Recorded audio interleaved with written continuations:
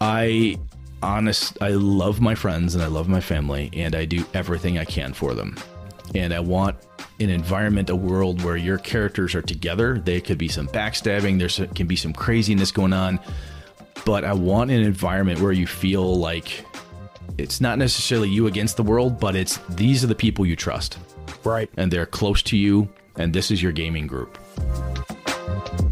You're going to be able to hear it during this interview, how much fun I had sitting down with Brett from Gaming and BS and talking about role-playing games, as well as his very unique Dungeons & Dragons 5e setting of Streets of Avalon.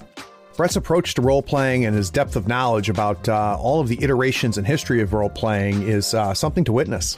We talk about Streets of Avalon. We talk about what's happened in the role-playing industry over the last 15, 20 years. And we even get into some approaches and tips on running games. As a quick heads up, this has a little bit more adult language than you normally hear on this podcast, so think carefully before you let the kids listen. Anyway, sit back, relax, and enjoy my time with Brett. Playing a tabletop strategy game allows you to unplug and test your skills against friends. Every week, Third Floor Wars delivers useful strategies, discussions, battle reports, and reviews to tabletop games like Malifaux. If you want to get better at the games you already play, or discover the games other people are playing, you are in the right place.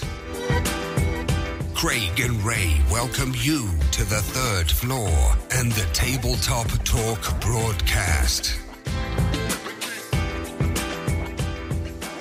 Craig here on the Third Floor. Today's guest is Brett Blocznski of the Gaming and BS podcast. Now, as I return to role-playing games, I scoured for a handful of podcasts, and I'll tell you right now, there's no shortage of podcasts about role-playing games. And there's a lot of ones that I listened to one episode and I dropped it, but that didn't happen with Gaming and BS. Both Brett and Sean put out what I think is probably the best podcast that I have come across for role-playing games. Both of them are super knowledgeable. They bring on good topics, good guests. They have regular releases, and what I like the most about the podcast is every episode gives me something to work with, something to get better with. So if you play RPGs and don't listen to their podcast, you're missing out. Brett is also the creator and author behind the fantasy setting Streets of Avalon. So Brett, welcome to the Third Floor. Hey man, how you doing, Craig? Good. So you're going to go through the normal routine that I give all my first-time guests, and that's figuring out when you found games. So there was a day where you didn't know you could roll dice and pretend to be other people, and then all of a sudden you found it. So what was that day where you found it for the first time? It's third grade. My buddy Todd Thompson has a birthday party, and I'm going to a small parochial grade school, Lutheran school, and we all go to Todd's house for sleepover. I'm like, okay, cool. So it's me, one of the guys, small school, that could stay overnight. The other kids had other shit to do, whatever. So we're over there. And Todd convinces his brother, Terry, older brother, he's going to run this Dungeons & Dragons thing. I'd never heard of it, had no idea. He just said, D&D, what's that?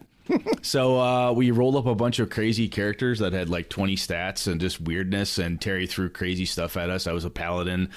I remember distinctly being terrified of the anti-paladin that came to fight us, and we fought and defeated Tiamat, and we destroyed gods, and it was insane.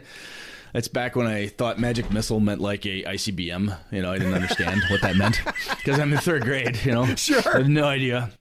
And by that point, I'd already read The Hobbit and stuff, so I'm like, oh, it's a lot like that, because my mom was a huge Tolkien fan, still is. So that was it for me, third grade. And then ever since that point, as I tell my other podcast partner, Sean, I've been gaming essentially nonstop since third grade. That's amazing. One way or another, you know, it may not be every week, every weekend, but once a month, whenever we could get together at Todd's house. And then when I got into middle school, high school, finding more and more people that were into it, which back in the 80s, 90s wasn't as easy, right? Yeah, that's very true. Yeah, you didn't walk around and say, hey, I play Dungeons & Dragons. It was like smoking cigarettes behind the high school. You kind of nudge people. Yeah. I wasn't a huge popular kid in high school, which a lot of folks aren't. I mean that's no big story there, but it was kind of, you know, you're shy and you're not quite sure what to do and what you're into and how do you find people who are into the thing you are, because it's kind of weird, hard to explain. Yep. But yeah, it's been since third grade, and then I I wanted my own box, my own set of stuff. So I go into a KB toy store in a mall, Wausau Center Mall, and I see there's all these hardbacks for Advanced, which is what I remember playing. We're like, holy shit, they're $15 a piece, which at the time is like, whoa, $20? Like, yeah. Are you kidding me? And there's a box set, Red Box, Mensner. And I'm like, oh, this is everything. Yeah, it's only first couple levels, but it's everything to get me started. I had no clue there was a difference between D&D and AD&D at the time. Right. So I got that with some birthday money, and then I started game mastering for my family, my dad, my mom, my sister. My dad wasn't really for his thing. He's more of a poker pinochle kind of guy. My mom loved it because it reminded her again of The Hobbit and Tolkien. No and kidding. Stuff. My sister dug it. And then I eventually found Star Frontiers.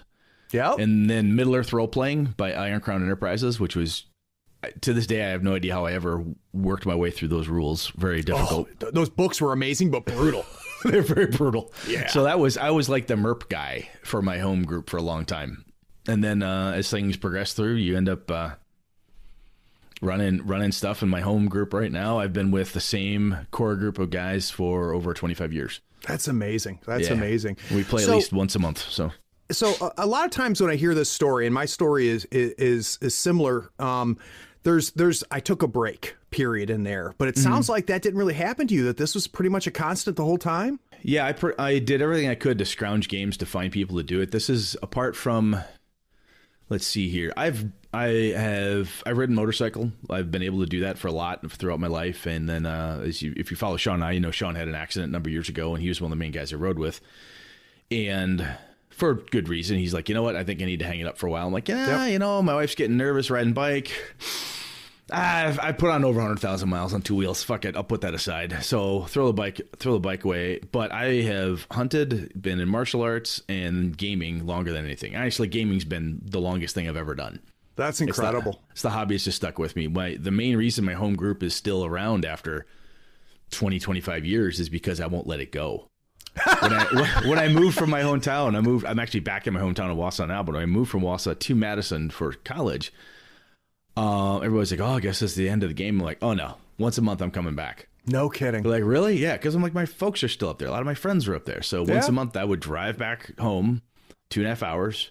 We'd get together Friday night, go out to the bar, wake up hungover Saturday. By noon we were ready to go. And we'd start at 5 at night on that Saturday and go till about midnight, 1 in the morning. Sure. Yeah, sure. I would just run in. At that point, it was a lot of White Wolf, a lot of Vampire the Masquerade. That was like the big one. That was huge for us. Did that. Had a 15-year-long World of Darkness campaign series of different adventures and things all tied up, and it was madness. That's crazy. But it's. I really didn't take a break. I mean, even now when I'm moving or have had surgery and stuff, it slows me down. But it's like, okay, when are we back? Let's get back in this. I just won't let it die. So when adult Brett looks back at third grade Brett, high school Brett, college Brett, driving 2.5 hours to get drunk and play games, what was it, man? So when you look back on it, what was it back then that it kept its hooks in you, and you know it's still part of your life now? I think the most enjoyable part for me is every good friend I have, I've met through this. Wow. I mean, Sean, my podcast partner, is really one of my best friends now, and all of the friends that I have that are solid in my life, when I'm moving, pack my house and move up, my gaming group descends on where my moving truck, and we unload. We hang out together. We hunt together. My youngest son is named after one of my friends, my buddy Aaron, who's I've known for a very long time. He's gamer. You know, we all have that, but we're all friends outside of it as well. Right. You know, we go to concerts, we do all this stuff, but that piece, that camaraderie, it's like a really cool thing. But everybody I meet in that space, we all love the same stuff. Right. And that creativity is just, I'm an IT director, so there's only so much creativity I can do in infrastructure. You know, servers are servers, routers are routers, networks are networks. There's some creativity there, but I get to make shit up. Yeah. And have it be a ton of fun. And all those books I've read, all of that stuff that I've gone through is like, I can do something similar to that. I've got this really cool idea for a story. I wonder how that'll play out. I've got a group of men and women who I've gamed with who can help me do that. And it's really addictive. Yeah. It's super addictive. My kids love it. I've got 5 kids, 1 stepdaughter, and then, so that's Michaela, Rhiannon, Connor, AJ, and Alana. So Rhiannon will play. Connor, AJ, and Alana all love to play. Yeah. So whenever Connor's home from Air Force, he's active duty down in Colorado. Whenever he's up, it's, we're making characters, we're doing something. It's a blast. It's so much fun. And it's enjoyable. It's bizarrely relaxing. It's like, you're like all energized. You go through it. And when I'm done, I sound like I've been smoking Marlboros all day because my throat's raw. You sound terrible, but I had so much fun. And the crazy twists and turns and all the nutty shit that happens when the dice hit the table. Like, oh my God, I never thought you'd roll 3 20s in a row. And that's just, it's amazing. It's amazing to me how it just burns in memories. So I gave up. I didn't give it up. I wandered away from RPGs for 20 some odd years. Right. And yeah, I'm just saying that's a long time. It's a long time. And, got back into nerdom with, mini games, right? So playing, Warhammer, stuff like that. Yep. And had a group of guys that I geeked with on that stuff. And whenever they would ask me, like, what's your favorite like game or your favorite gaming moment? And even though I hadn't played role-playing games in 15, 20 years, it was always a role-playing game. It was like, there was this time where I was running a game and it's amazing because, as much as I love playing mini games, Brett, it doesn't burn in the memories the way it does with it. And I had Keith Baker, the guy that made Eberron, I had him on the show, and the way he put it, which I thought was interesting, is he said, you get a group of people together and create your own mythology. Yes, I had. I was very fortunate once. Sean and I got Ed Greenwood back at Gamehole Con like 3 or 4 or something like that. We grabbed him and talked to him a while back. It's on one of our bonus BS episodes, I think still. And I remember, I don't know if we caught it on the mics or not, but he said there's a you had to be there thing that goes on, and he said it's cliche to say, but men and women who have served in the military have a thing like, look, I was there. There's no other story that anybody, you had to have been there to really understand it. And we all have those moments, whether it's in sports. And Ed said, yeah, there's sports stuff. There's stuff that happened at your high school, in your family, at that one trip you took to the lake. You had to be there, but by God, it's a great story. And we create that stuff at will. Yeah. You know, every time we get together, there's going to be one more of those you had to be there stories. Yeah. And everybody who wasn't there, listening to you talk about it, is like, man, I wish I would have been there. They're just, wow, that sounds awesome. I go to cons and people, the traditional thing at cons is like, don't fucking talk to me about your character. Don't tell me about your campaign. You hear that? I don't mind. Yeah. People come up and say, hey, this reminded me of this thing. I'll listen. Some of the stories to me do indeed seem kind of boring or childish or mundane. But I'm looking at this person, this man, this woman, this person talking to me, and they're like, this is amazing. Their eyes are alive. Yep. They're talking about this amazing thing they had. And even if it sounds like, I don't know if I'd like that, but I wish I was there just to see what happened. Because, wow, look at you. Look how intensely happy you are. This is so cool. And again, we create that shit at will. We sit down and we have that weird ass GM screen, dice, cards, whatever it is you're using, and we just create that stuff every time. Yeah, that's so much fun. That's so fun. It's a good way to put it, and that bonding, right? Mm-hmm. Which is really what you're saying there is yes, very true. So when do you meet Sean, who's your co-host on the podcast? So I started working at different IT company. God, it's a job ago for me, job and a half ago. I was a contractor. I got in, and I wanted to work full time, doing project management, program management at the time, and infrastructure stuff. And Sean used to be a recruiter at the time. He was working for the company, and he says, "Hey, I'm assigned to IT. I hear you're looking for a job." We sit down to talk. And Sean just wants to get to know you, which he's really good at. And it turns out he plays D&D. I play D&D. Oh, that's cool. So we tell stories. We have a good time. We get through the onboarding, hire me process. And I'm like, look, man, no bullshit. Just tell me what the offer is. We go through all that. I'll never forget at the end of it. He's like, look, you told me you had to have this. Here's your offer. This is exactly what you wanted. If you don't take it, I hate you. I'm like, yes, Sean, I have to take the offer. And then we just start talking because he likes D&D. I like D&D. And when you're in a big corporate office, it's fun to go down to the lunchroom, wherever you're hanging out, and have coffee, talk to somebody. Yeah. And he brings up that podcasting, cons, Gamehole Con 1, I think had been a thing or was about to be a thing. He knew Alex Kammer from there.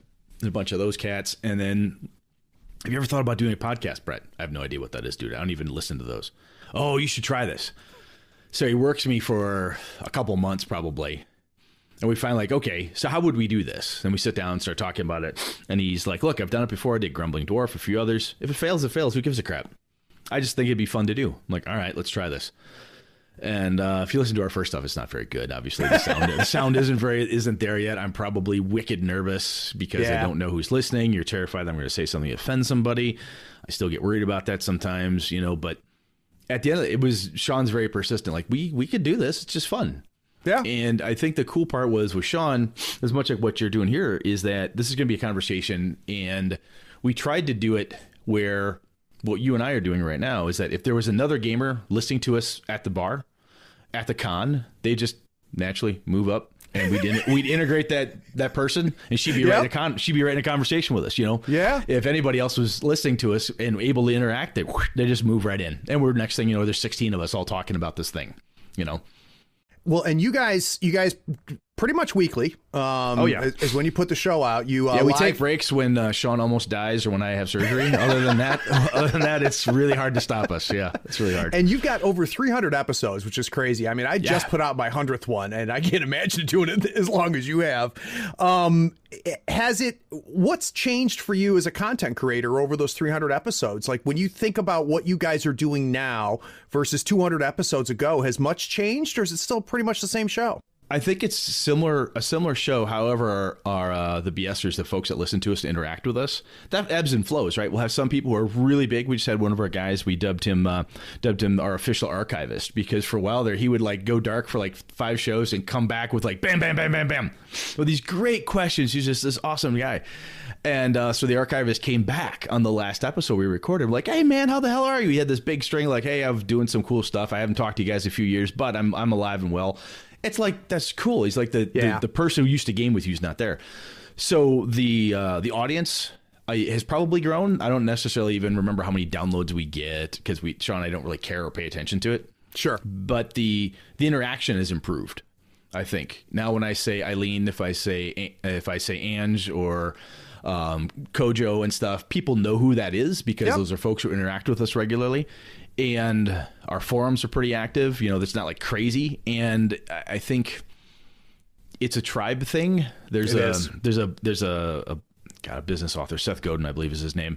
They had a book called Tribes, and I read that ages back. I don't normally read office books because they drive me bananas, but and it's interesting. He's you need to, once you find this group of people, and every time I go to a con or talk to guys like you or anybody in the gaming space, this is my tribe. I might not necessarily like the whatever game system you're running, but you're one of my people. This is cool, Yeah, and I gotta say, that's one of the things that I noticed the more I listen to you is that feeling like I feel I am a BSer, and being able to identify as that is kind of cool. So it's fun. It is. And, and I'm not a big Discord guy, yet I'm on your Discord because I enjoy it. And you've collected a good group of people, which is neat. I think one of the things that Sean and I have espoused this for a long time. Gaming should be very open, and we should be able to, everybody is welcome at the table type of thing. And one of the few things that we will take hard stance on is assholery, right? Yeah. I don't like you because you're a woman. You don't belong at my table. Fuck off, right? Yeah. That type of weird, what the hell's the term? Gatekeeping. That type of crap. We just don't tolerate it. Now, granted, every once in a while, Sean and I say something stupid because we're 2 white middle class dudes from the Midwest. Sure. And we will have one of our listeners say, "Hey, I am that person," and blah blah blah. I'm like, "Thank you. Correct me. Fix this." And I think part of when Sean and I got together, we talked about different ways to do things. There was a guy, I don't know if he's still around, Angry GM, was a personality that this person, I can't remember his real name, but he'd taken on. And it was kind of a shticky thing, how he approached different components and parts of his blog and different things he was doing. And there is a piece, if you take on a shtick or a personality, then you're forced to do that all the time. And sometimes that wears really thin. Yep. Right? Jeff Cavalier, the Dungeon Bastard. He did that for a while, and it's really not his thing anymore. He's an actor. He can blend with the wind. He's a cool dude. I've met him. He's a fun guy. But Sean and I both said, this is just who we are. We're not going to pretend to be anything else. So if you do bump into me at a convention and you stop me, I was at Origins once. I've only been to Origins once, but I was walking to dinner with my buddy Tom Flanagan from Knights of the Night. And we were just talking about Avalon because we were running a game and we're BSing back and forth on it. And a young lady stopped me. She said, "Are you Brett?" And I said, "Yes, I am." And she said, I saw I had a button on my backpack that said Gaming BS. And she said, hey, I listen to you guys. I'm Ange. I'm just not the famous Ange, because she was talking about Angela Murray. I said, that doesn't matter. This is really cool. So I gave her a couple buttons, and she was like super happy just to have met me. And she said, wow, that was really cool of you, man. And she wrote us a letter and said, hey, thank you so much just for talking to me. And to me, I'm like, that. First off, it's shocking that anybody gives you shit what I have to say. Yeah, you can't believe you have listeners. No, anybody listens to you is weird. Yeah. But the other thing is, though, I mean, be as genuine as you can be. There's so many personalities out there trying to be a certain thing. Just be yourself. And I know it's easier said than done sometimes. But I think if there's a magic, if you want to call it that, to what Sean and I do, I think that's it. This is Sean and Brett. There's no difference. If you bump into Sean and I at GaryCon and we're having drinks or we're having breakfast, this is the same. You'll get the same reaction out of us you would if you wrote us a letter. Yeah. There's no difference. It's funny you say that, Brett, because that's definitely was the approach that I took when I started doing this too. And it helps explain why I think I enjoy you guys so much, because I feel like your bar analogy is perfect. Like, I feel like I was sitting having a beer. I heard two guys BSing about games. I'm like, hey guys, I dig this shit too, and I want to talk. Yeah. And so if that's what you guys are going for, you've nailed it. Thank you. I gotta say this, from Misdirected Mark really helped us a lot from a listenership perspective. Phil and Chris Nizak and Bob Everson and that whole crew, when they were early on, when we first got going, they said, hey, I heard about this podcast. I caught it. I don't even know how the hell they found us. And we promoted each other back and forth heavy for almost like a year. Yeah. And both of our numbers grew, and we were having fun on G+ back in those wonderful days when that was a thing. So the reason I told you that story is to tell you this. So it was like 3 years after, someone's on their show on it said Brett and Sean, and Bob goes, oh, and Phil's like, what? That's where the BNS comes from. Oh my God, that's funny. Wow, Jesus Christ, you're not that old, dude.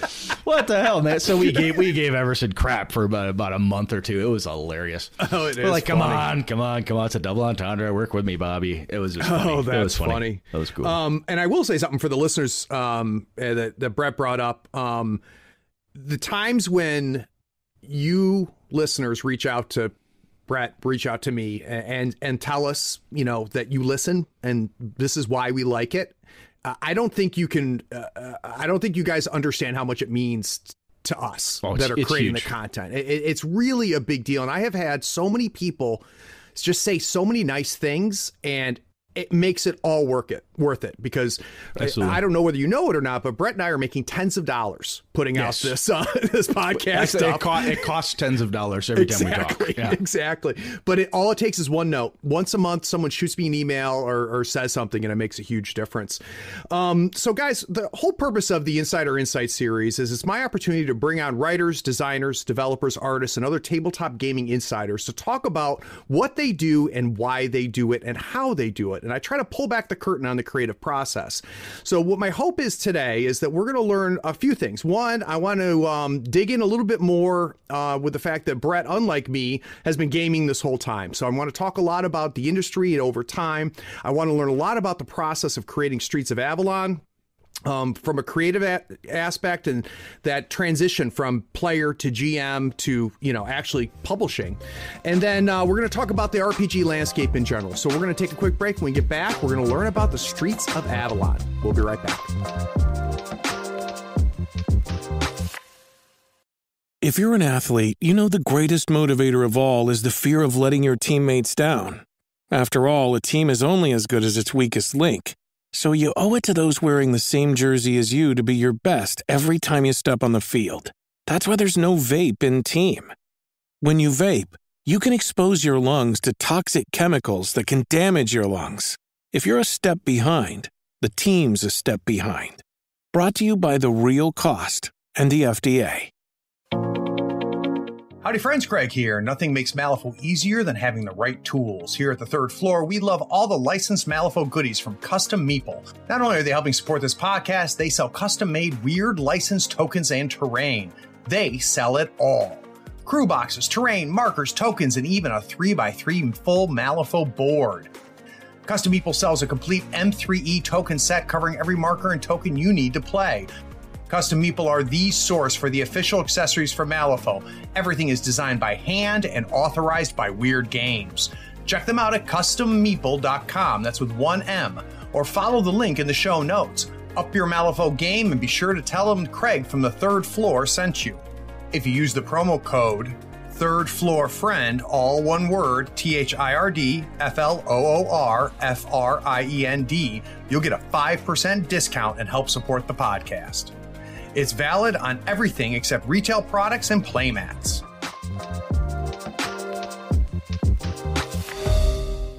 There are so many online retailers.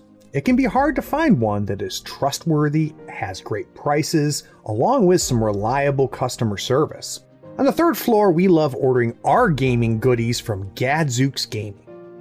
Their selection of terrain, miniatures, dice, custom decor, and conversion bits are curated for gamers by gamers. You'll find they have what you need and what you didn't know you needed to take your gaming fun to the next level. If you mention Third Floor Wars in the cart notes of your order, you'll also get a free gift. And you'll help support the podcast. Check out gadzooksgaming.com and mention Third Floor Wars on checkout to get that free gift.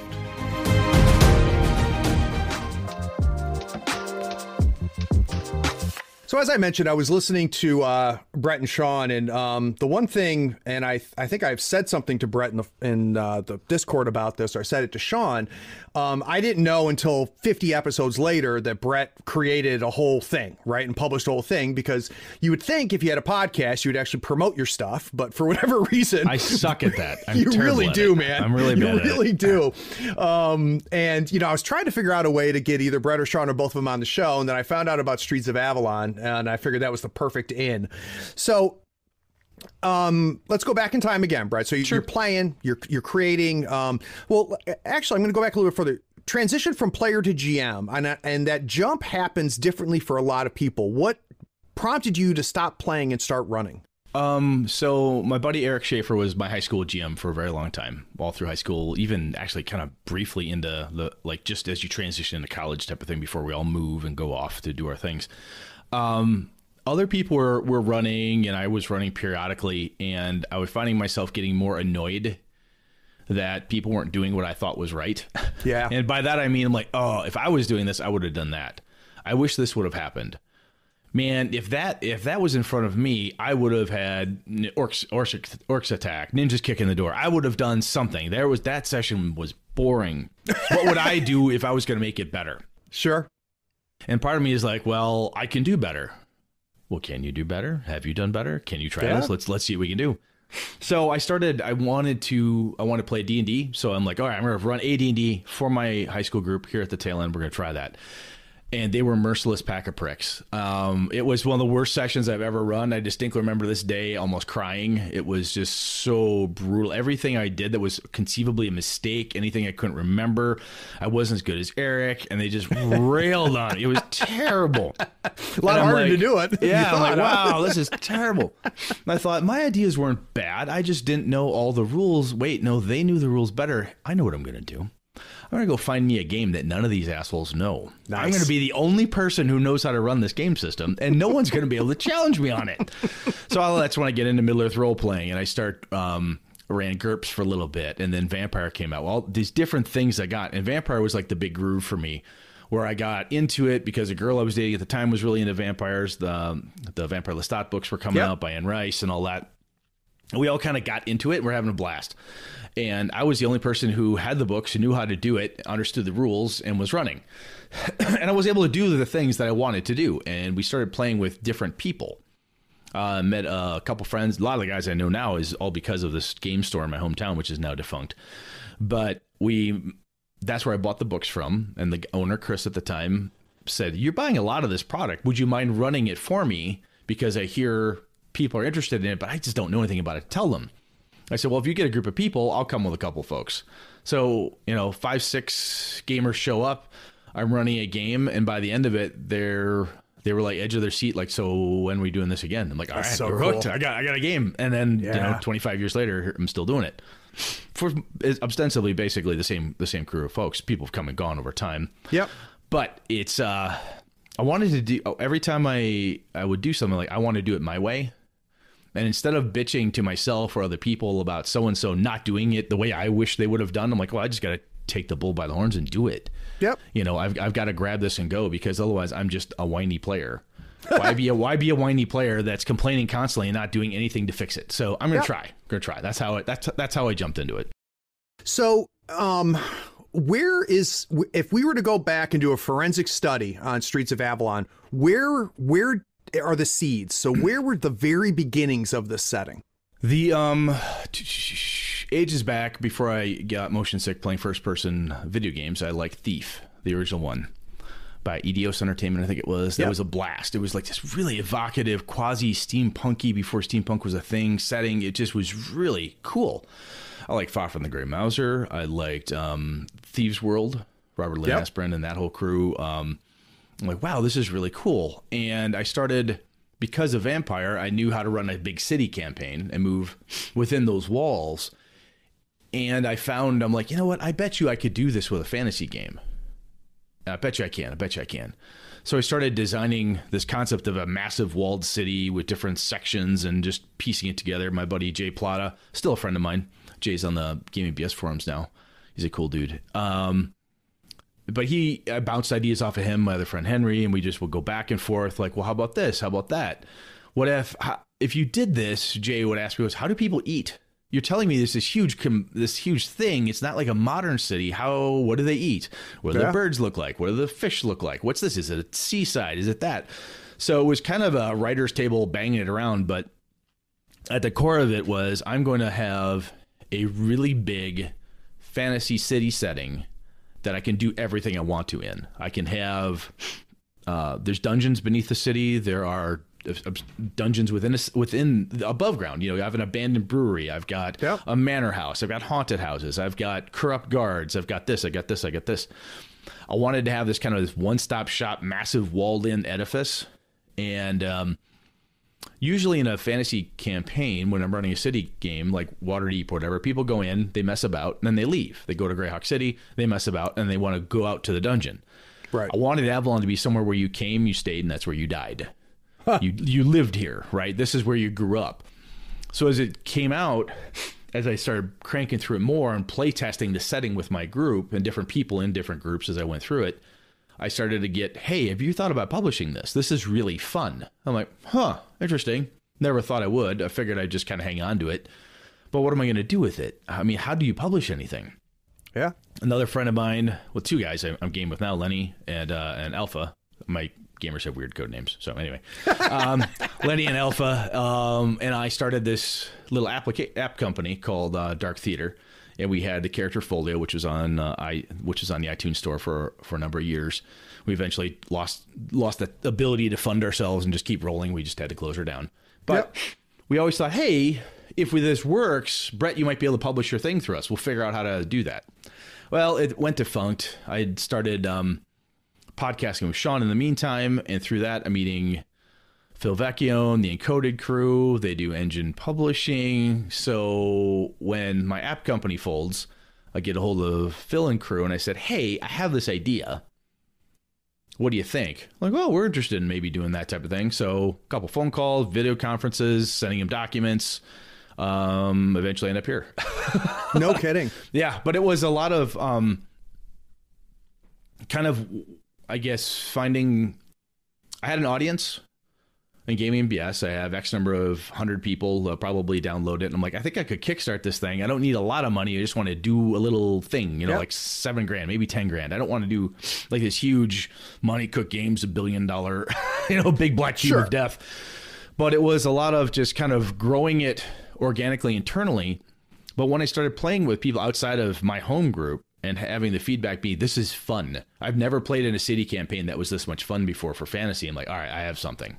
This is worth shopping around, So it'd be interesting. Obviously, through different iterations, Brett, and you're at the writer's table and you're play testing it. It changes, right? It started off one place and moved to other places.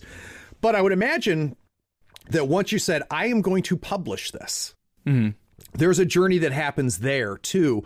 How much changed during that moment to the final moment? Was it the same? I think it's very similar. However, what happened was I'm working with the Encoded Designs team, and one of the folks in there is Sean Merwin from Baldwin Games, and he does a lot of at the time he was just freelancing, but Sean Merwin does a lot of cool stuff. And he was in there helping us do development work. And Chris and Zach and I are cranking away on this.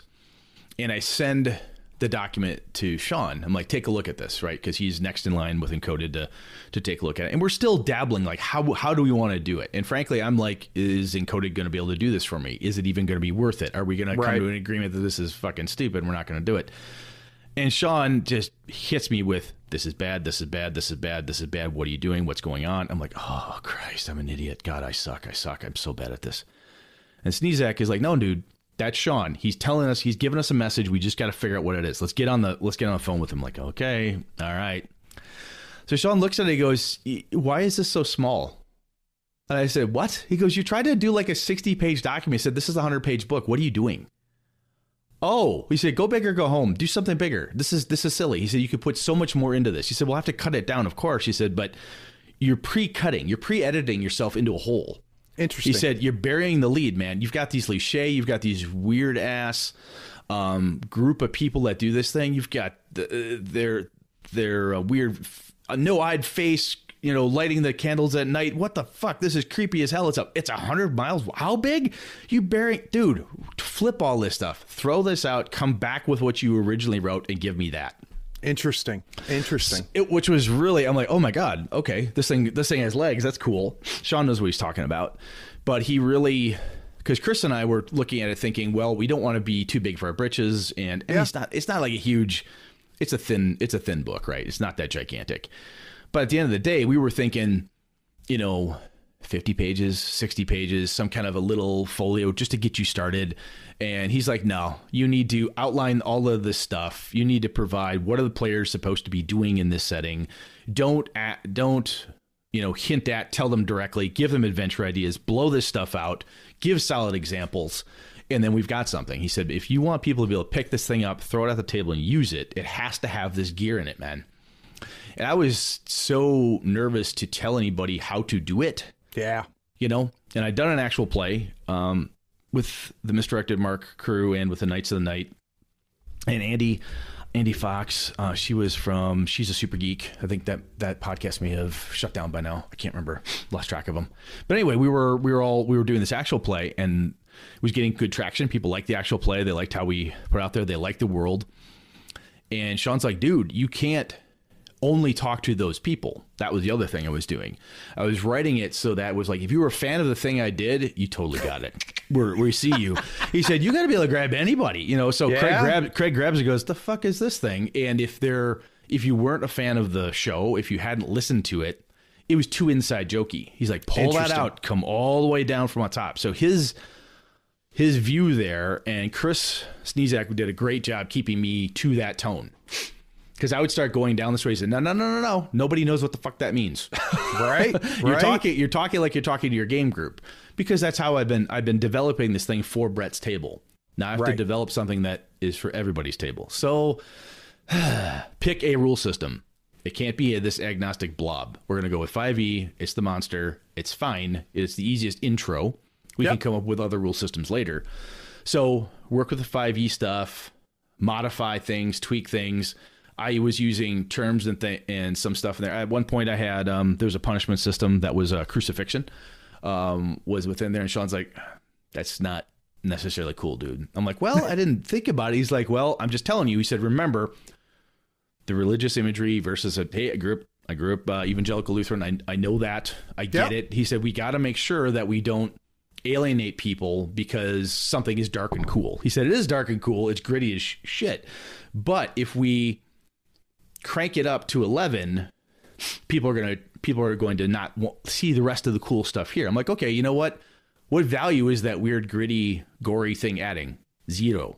Let's pull that thing out. What value is that adding? Nothing. Let's pull it out. And that's where Sneezak and Sean really helped me bouncing it off of them. And that was a piece. I'd never published anything before. I shouldn't say that. I wrote a couple software manuals, which is like, woo, fun.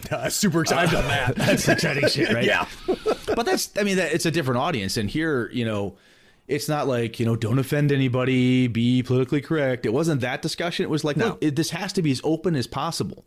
Yeah. So when I worked with John Arcadian, who is doing the art direction for it, we settled on Matt Morrow, who did amazing art for it. And we sat down and he said, well, what do you think about, how do you want to do this? How do you want to do this? I said, I need African Americans. I want Asian representation. And he's like, this is perfect. That's what I want to hear. I said, because I want my niece to be able to pick this up and say, wow, this is really cool. I want her to see her face in this book. Yeah. And I thought that's really cool. And it doesn't hurt. It doesn't do anything other than open a door. I'm like, this is awesome. Let's do what we can to make this welcoming. Now it's a gritty, dark, street level. If you look from a superhero comparison, it's Daredevil. It's not even Batman. Batman's almost too high end. This is Daredevil. Jessica Jones type of. It's a little more. It's down there, right? You're dirty. You're gritty. I've said this before, where you're gonna. It's.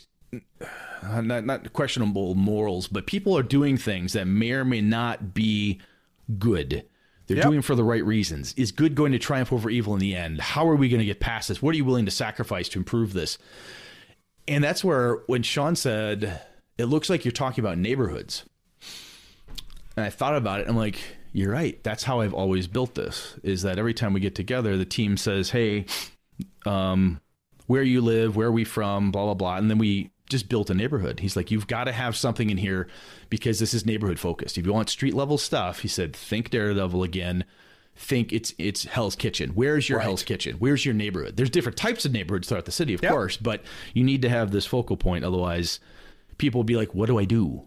This sounds great, but I have no tactical thing that I can do to actually implement this cool concept. Then it's just a conceptual thing. He said, then make it a blog post. If you want to make it a product, it can't just be conceptual. It has to have tactical, be able to do its stuff. So I hope, knock on wood, the people who've read it and been kind enough to say anything nice to me about it have all said, yes, it does some of that. And I have had guys like Jared Rasher, one of our listeners and really good reviewer, blogger, gave me some flack. He's like, I think you gave short shrift over here. Don't like the way you did this. Don't like this. Don't like this. Super professional, very polite. And I'm like, you know what? He's right. I might have to pull Jared and have him review my next version if I do this, But I think one of the key pieces for me was being open to the constructive artistic criticism, because, especially when I'm like, I have to admit, I don't know what I'm doing. I'm trying to do this thing. I'm trying to create something that people like, but I don't know if I'm doing it right. Am I even taking the right path, So. Well, and I would imagine it's got to be a little tough to let your kid out, right? I mean, this has been your little thing in your little circle. And, it's a huge success with 5 people. Yeah, right? It is. It's gigantic. And then, but to open it up like that, how do I want to put this? Was there moments where, was any moment where you're like, you know what, I shouldn't have done this? Or did you? Yeah. Oh yeah. I had a I'm going to crack moment, a couple of them, where I texted Phil and Chris particularly, and said, we can't do this Kickstarter. I'm done. I can't do it. I can't do it. He's like, fuck, you can't. I think I still have a quote somewhere. Don't do this to me. I think it was one thing he said. We're almost there. Knock it off. You'll be fine. Everything's cool. And it was because it's just the imposter syndrome is too strong, but it's nervousness. Yeah. And a thing happened kind of in the process of it, and I remembered it when Chris fed that back to me, and Phil did the same thing, which is great. And so did Sean Merwin too. But and Sean Kelly, my partner, is always like, dude, this is fine. It's fine. You'll be fine. You'll be fine. But my buddy Alpha ran a game for me in Avalon for my home group. He ran a one-shot campaign. He pulled together this cool idea and he ran it. And it was the first time anybody has ever taken that setting and run it without me running it. Wow. And he's like, you have to play in this. I'm like, I don't know if I can do that. Like, nope, you have to. You're coming up this weekend. You're playing in my house. This is what we're going to do. All right. I had a blast. Oh my God, did I have fun. No kidding. He did stuff. I'm like, I never thought about that. Yeah. Because he took an old Ravenloft adventure that he pulled out of an old Dragon magazine, or Dungeon magazine, excuse me. And he just twisted it a bit so it fit. It was wonderful. It was so much fun. And I'm like, okay, this, He's like, yeah, it took a little bit of work. He said, I hope you didn't mind. I changed this. I'm like, I didn't even notice. That's totally fine. I said, you held true to the spirit. It was all right there. It worked out really, really well. Well, and that's a question I always like to ask of creators, Brett, is when it's out there in the world, it's not yours anymore. So John Harper put it a real nice way. He said, I'm creating a violin for somebody else to play. That's a good way to put it, yeah. Yeah. So what's that been like hearing about other people playing Avalon? Or I'm sure you've captured, listened to podcasts about it and stuff like that. What's that been like to hear it not yours anymore? It's out there. Jared Rasher's been doing an actual play with Eileen Barnes and Brandon Barnes and a couple of, I think, Weregators in that one. And shit, I think Arcadian's playing in it, which is cool. And anyway, so I check in on that periodically. I listen to what he's doing. He actually got a hold of me. We had a little video conference. He's like, hey, I want to use this type of monster. How would you Avalon this sucker? So we sat down and we plotted out what he was going to do to some of the players. Like, ooh, this is wicked and evil. This will be fun. And we just noodled on stuff together. But I have had other people contact me and say, hey, I really like this. I dropped this into my setting because I needed a really big city. Or I dropped this concept in... the one person, I cannot recall their name, so I'm not even going to try, had said, I'm using parts of it. I hope that doesn't make you upset. I'm paraphrasing. I hope that didn't upset you that I'm not doing the whole thing. And I said, the fact that anything I've ever done would be inspirational to anybody and give you an idea to do something, I'm done. Yeah. Check that off. That's a bucket thing right there. That's really, really cool. That I created something that you read and that you said, ooh, I like this, but I like it blue. Brett's way too dark. I want blue, not pink. Fine, make it blue, make it pink, purple, rainbow color. Don't give a shit. Just if you're using it in any way, I feel I've won. Because there's no way for me to... I'm not going to gamer police you and say you're doing it wrong. Jared's doing a thing with... the way I designed the setting was a little more closed off, a little more... There is no planar travel. I tried to shut certain things off. Just this is how I would do it. Of course, I'm like, do whatever you want. And Jared's cracked that a little bit. He's cracked that edge a little bit. He wanted more of something. And I'm like, it's working, dude. Everything you're doing is working. The cosmology fits. Everything's good. Keep going. When I run Greyhawk, I'm sure Gary Gygax, if you were looking over my shoulder, go, what the hell are you doing? When I run Forgotten Realms, I'm sure Ed Greenwood would be like, huh, that's interesting. I didn't know the Magister would ever do that. Cool. Yeah. And he just wander off.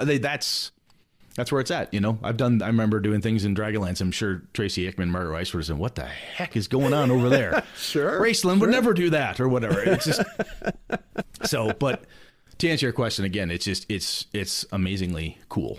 Anybody uses it.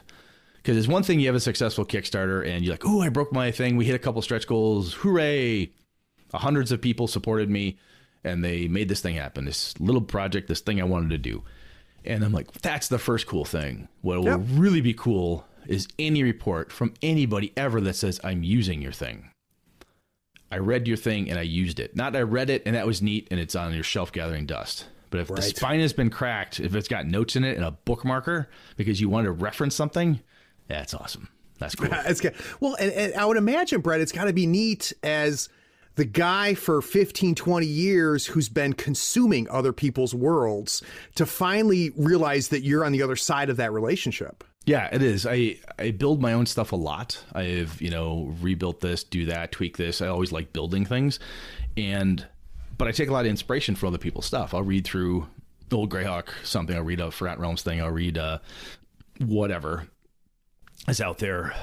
Some of the Yellow King stuff from Robin Laws. I'll read through it and go, interesting. I bet I can use this. So I draw inspiration from all over and to be on the other side, like, wow, somebody drew inspiration from something I made. Neat. Yeah.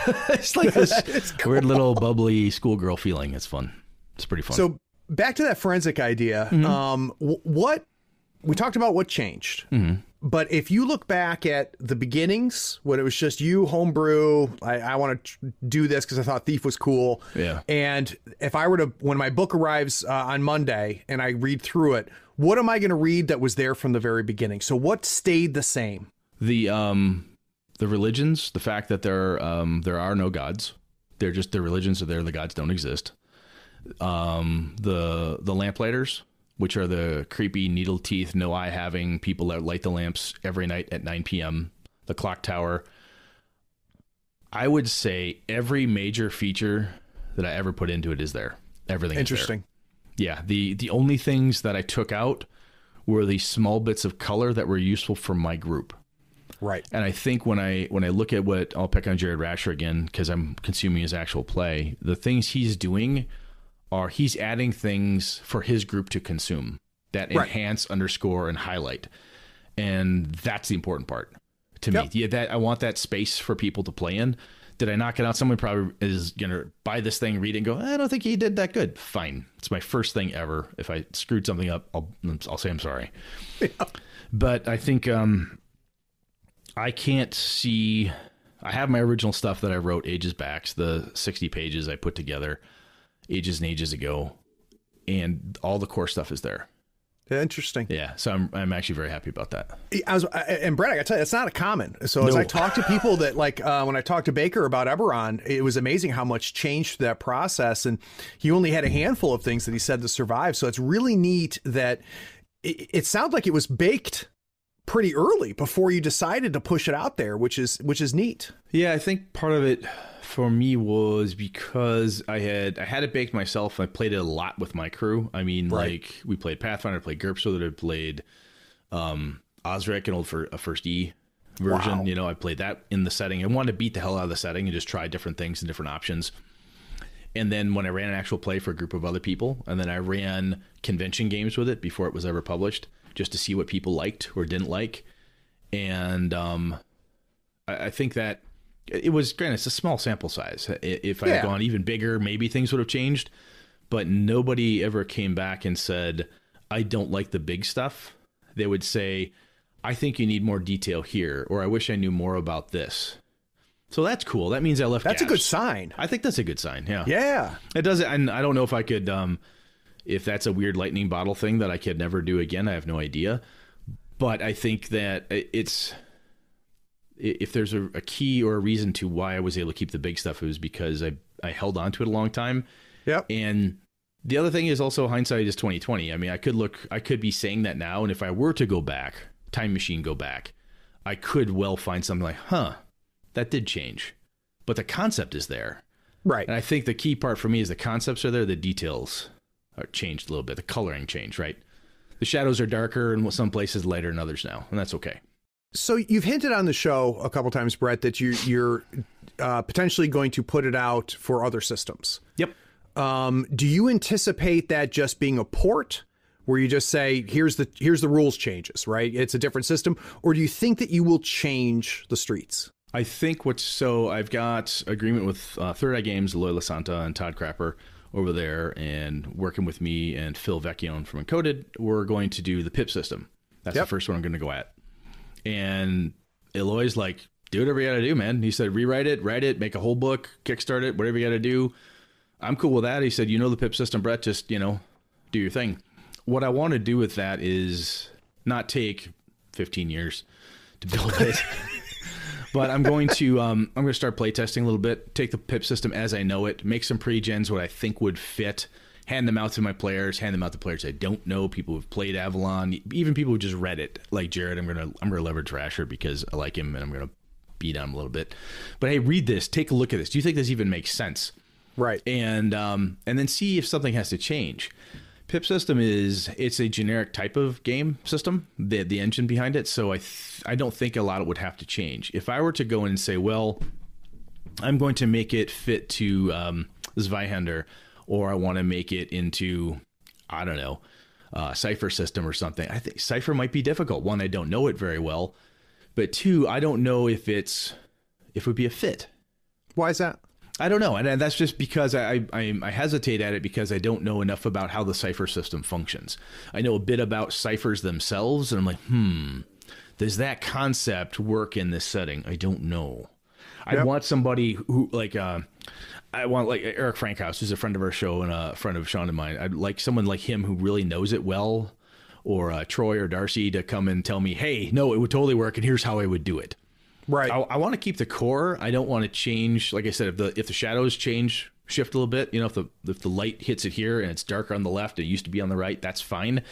I don't want to But I also don't want to do something as mundane as just porting it over, saying here's a 3x5 card that says here's how you make a thief. That's kind of boring, you know. It's called strength here, and now it's strength there. Right? Yeah, that's just boring. That's shit you'd find in the back of the old school DMG that says, hey, if you want Boot Hill, this is how you do it. Yep. It's got to have a little bit more meat to it than that, but I want to.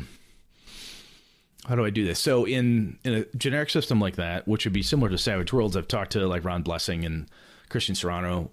We've BS'd on the side just around like, how would you Savage Worlds that sucker?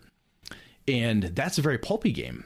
Right. So the theme, the approach that Savage Worlds has, and my first thought is, ooh, how would I do that? But there's Savage Worlds Noir. Maybe I should read Savage Worlds Noir and see how they figured out how to darken it up a bit. How did they do a noir pulp? Maybe that's the ticket. Yep. There's a lot of really cool folks out there. Sean and I say this all the time. This is the golden age of gaming, man. You want to find somebody who's built something similar. It's out there. Yep. Which is one of the reasons why I'm just so happy that Avalon worked at all, is because the plethora of stuff that's out there that there's anybody interested at all was amazing. But anyway, I think I'm answering your question. I don't want it to be just a basic boring ass port, because that's boring ass. It needs to have some meat to it, so that when you get it, you're still in Avalon, but you're using the system to enhance that experience. Right.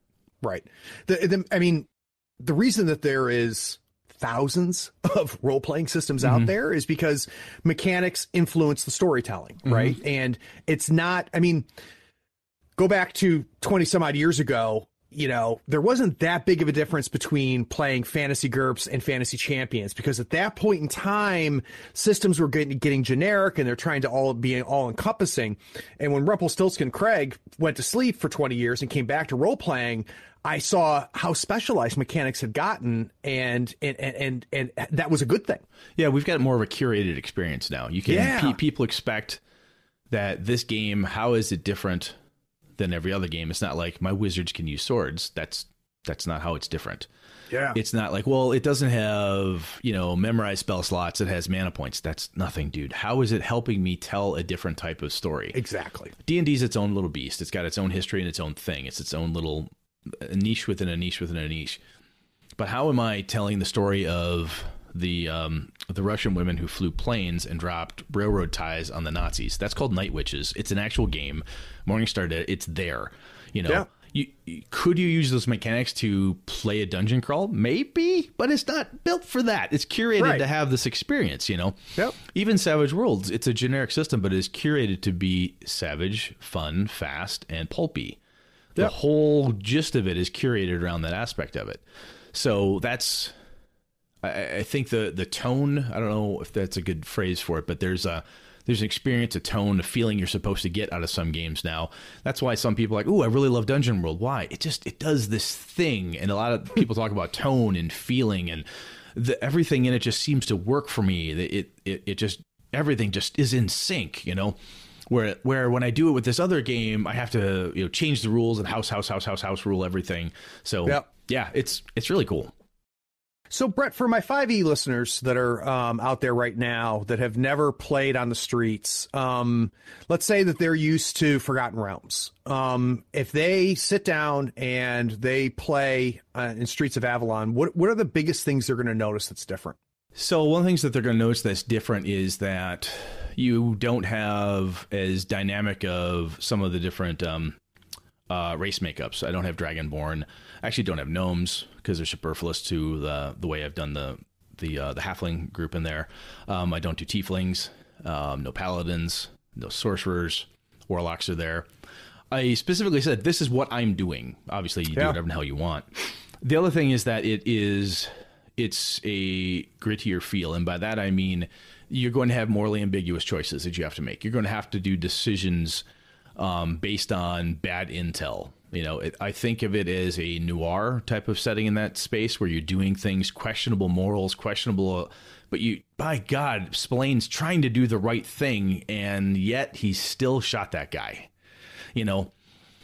You see somebody stealing and they're doing it because they need to feed their family. You see somebody stealing, they say this because to feed their family. It turns out it's not. He's actually a thief who's trying to stab the family. Jesus Christ, It's a confined place, and you care a lot about your neighborhood.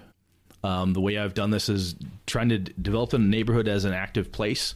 You know all the NPCs there. It matters. You want to know about how you can hunt monsters there, but you're doing it to protect the neighborhood because the city itself cannot manage the size.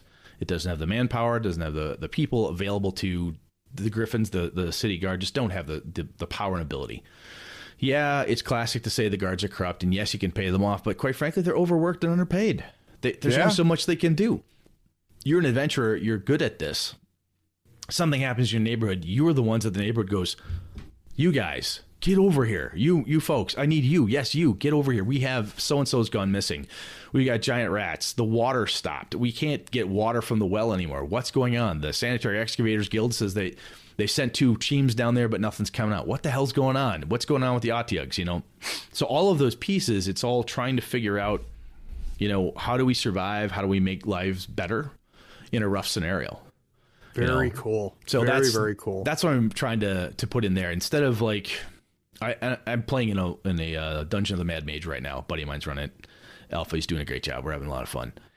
But it's not like I go to the Yawning Portal, I go into Undermountain, collect a bunch of loot, and I come back. It has a silver standard. Magic items are rare.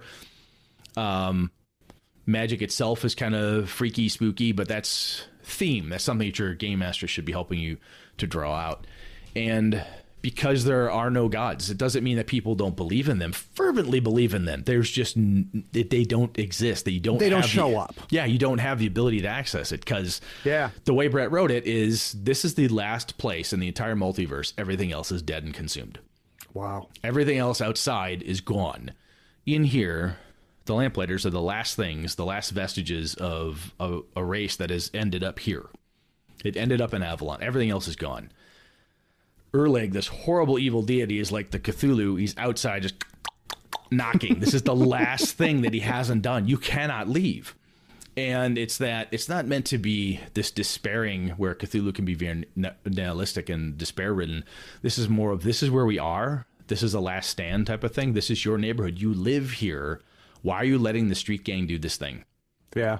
You live here. Make a difference, you know. All right, so this is here. You ready for the heavy question? Go for it. Hit me. So, Captain, I minored in psychology. If I read the Streets of Avalon, where will I find Brett? Where will you find me? When you think about you, like, where is your fingerprints? Like, if someone else? Don't get me wrong, Brett. Like, it's cool, right? Like, no, you're totally getting me turned on here right now. But you know, I could get anybody to write that, right? If I told them what you just told me, what makes this you? Well, if you buy if you pick up the one version of the Ranger, the City Ranger, that picture is actually drawn off my face, so that's technically kind of me. That doesn't answer my question, Brett. Damn it. Okay. Good try though. I think. Generally speaking, and I think my wife would back this up, I can be kind of morose and I can be very despondent sometimes. And if there are 5 possible outcomes, I find the worst one and say that's the one I'm planning for. It's a bad trait of Brett's. However, I love my friends and I love my family and I do everything I can for them. And I want an environment, a world where your characters are together. There could be some backstabbing. There can be some craziness going on, but I want an environment where you feel like it's not necessarily you against the world, but these are the people you trust. Right. And they're close to you. And this is your gaming group. Right. So this is where, when it's a neighborhood, you're building this thing together. And how are we going to interact in it? How are we going to make this work? How are we going to make questionable decisions? But we're doing it for all the right reasons. And by God, good is going to win. As bad as this is, I don't care if it's, you know, in 2 generations, it might go to hell. Next week, it could go to hell. But I do not care. Right now, I'm going to do the right thing. Yeah. And I try to get that in there. There's, you know, you get to hunt monsters. That's fun. You get heists. You got some political intrigue. And a lot of it is like, I need to protect this thing. This neighborhood full of good people. I want to make sure that this thing is protected and taken care of. So my hope is that my penchant for being a morbid son of a bitch is there, but then there's still the piece of Brett that is like, I don't want to be like that. I want to have something that has a light shining. I want to be that guy with the flashlight that says, I got you. Yeah. Come with me if you want to live. I want to be that guy. That's cool. You know? Well, I think it's cool too. And the reason I asked that question, Brett, is I was listening to you talk about it. It's, you know, in regular D&D or whatever the hell we're playing, you have your party, right? And that's your buds and stuff. But it was very interesting to hear you talk about the neighborhood and how you opened the circle, right? And it's the neighborhood. And I thought that was very, very interesting. The reason I asked the question though, Brett, was that's what's different, right? So I've talked to some people that have created, like, I talked to Schwab about Demon Lord, right? Which is just that's a dirty fucking place. Get that guy drunk at a con. He's a hoot. Oh my God. He's a great guest. Yeah. Matt Forbeck and I got hammered at Gary Con a couple back. We were just, oh my God, the stories. It was so much fun. Oh, he was a great guest, but like he did not create a place with a flashlight. No, it's, you know, you're done. Yeah. It's not good. Yeah. And, you know, John Harper's Blades in the Dark is not a place with a flashlight either. So it was very interesting to me to hear the optimism and this grittiness, because that's a combination that's not super common, Brett. I think honestly, Noir has that, like, you know, it's Chinatown, man. There's nothing you can do. It's there, but Geddes is, I mean, spoilers, you know, Jake Geddes in Chinatown is kind of sort of trying to do the right thing. He gets caught up and embroiled in some shit, and it's fucked up, and at the end he knows it's bad and he just doesn't know what he can do. Yeah, it sucks sometimes. Yeah. But you get to walk away from it saying, I tried with everything I knew, based on everything I had. I gave it what I could. It didn't work out. Hopefully tomorrow will be better, you know, type of thing. So if I were to read Streets, Brett, where would I see that optimism? I hope that comes through. Well, like seriously though, where did you put that? Like, it's super easy to put the gritty. Not easy. I don't want to minimize that. It's easier to say it's dark and brutal and everything sucks. What I tried to do is, with the neighborhood component of it, is that this is shit you care about. I tried to use a tone that stated, you know, the person who has the who sells the coffee, the person who sells the sticky buns, the tavern, whatever, the guild people, whoever you're working with, these are people you know, you interact with them every day. This isn't another town in another world with another neighborhood and there's the blacksmith. No, you know the blacksmith. Why? There's an adventure I wrote which is out there, Blacksmith's Folly. And the blacksmith is dead, and you care about that because everyone's freaking the fuck out. He is the neighborhood blacksmith. There is no other blacksmith nearby. Right. You don't have a plethora of them, right? And there's a nasty. It's kind of a downer of an adventure because there's this person who's not well, trying to do what they think is the absolute right thing to do, and it's a horrible thing to do. And there's a lot of really sad, kind of bummed out ways that thing can end. It's kind of a downer. I also used to play Wraith just as so. But other ones like Iron Shoes, I wrote that one for the Kickstarter as well, and that's out there. And that one you've got to deal with this obnoxious red cap, and it's brutal. But you need to find a way to get this out of the neighborhood. You need to stop this thing. Why? Because I care about these people, and there's no money in it. There is no go stop the red cap and we'll give you 50 gold. Go stop the red cap and you get a free night in the inn. It is, you need to do this because it's what you have to. This is your town. This is your neighborhood. Yeah. This is your life and your world. You don't do anything about it. Who's going to do anything about it? I've run it before, and people are like, well, what do the Watch want to do? The Watch is like, look, we're terrified. We don't know what to do. Jeez, you know, we tried to do this. We went there. I sent in 2 men. They never came back. I'm running out of stuff. I don't have any money. I've been directed by my sergeant. I can't do that anymore. I can't waste time on this stupid little made up problem, you know, and like, okay, something has to be done. You're the ones that have to do that. And I think I hope that's in there because that's what I felt when I wrote it. And I think when I talk to guys like Matt Forbeck and Schwab and other people, when it's interesting how if you feel a thing while you're creating a thing, it tends to permeate the thing. Right. A lot of words, a lot of thing there. But if you follow me, if I feel a certain way while I'm doing it, it becomes part of the product. So the other part that I think is very interesting is you talk about the evil, the grittiness, the darkness, the shadows. Yeah. But there's this, you know, it's our neighborhood. We're protecting it. And the other part that seems interesting to me is the fact that we can't escape, right? You can't, like in 5e, I can just say, you know what? Screw you, village. We're going. We're going to hop on a ship and we're going to head out. And it doesn't sound like I can do that here. No, I mean, if you think about it, it's, you know, I don't give exact estimates and I don't have a uber detailed map because I don't want one. I'm working with VC Young, who's a friend of the podcast, and he's a great cartographer. And we've got some product we want to put out around some geomorphs type of thing, just for neighborhood type maps if people want to mess with it. But I almost specifically don't want to map the whole damn city because it's supposed to be, how wide is it, Brett? It's about 50 miles, maybe less, maybe more. How long is it? Its longest point could be maybe 170. It's all walled in. Wow, it's huge. Yes, it is. It takes a long time to get from point A to point B. Where it's a oceanside. What's out past the ocean? Do you want to go sail out and find out? People tell you stories. The bargemen, the people that travel, the halflings of the world, basically, they'll talk about stuff, but their land is gone. They're here because there's nothing out there anymore for them. There's terrors in the sea and so on. And from the vampire days, leaving Chicago, if you're playing Chicago by night, leaving Chicago is a son of a bitch because you're a vampire. How the fuck are you going to get out of town? If anybody goes, what's in this crate? Crack, and they pop it open at high noon, you're dead, right? And traveling is a pain. It's difficult. Vampire games tended to, at least in my experience, be in a city. I played in New York, Chicago, Milwaukee, wherever. That's where you are. And I love that feeling because you had to do stuff there. People, when I ran vampire games, well, it's only in Chicago. Well, Chicago's a big place. I don't know it really well, but I have this funky map. We'll mess with it and stuff. But it became my city. It became their place. They knew everything about it.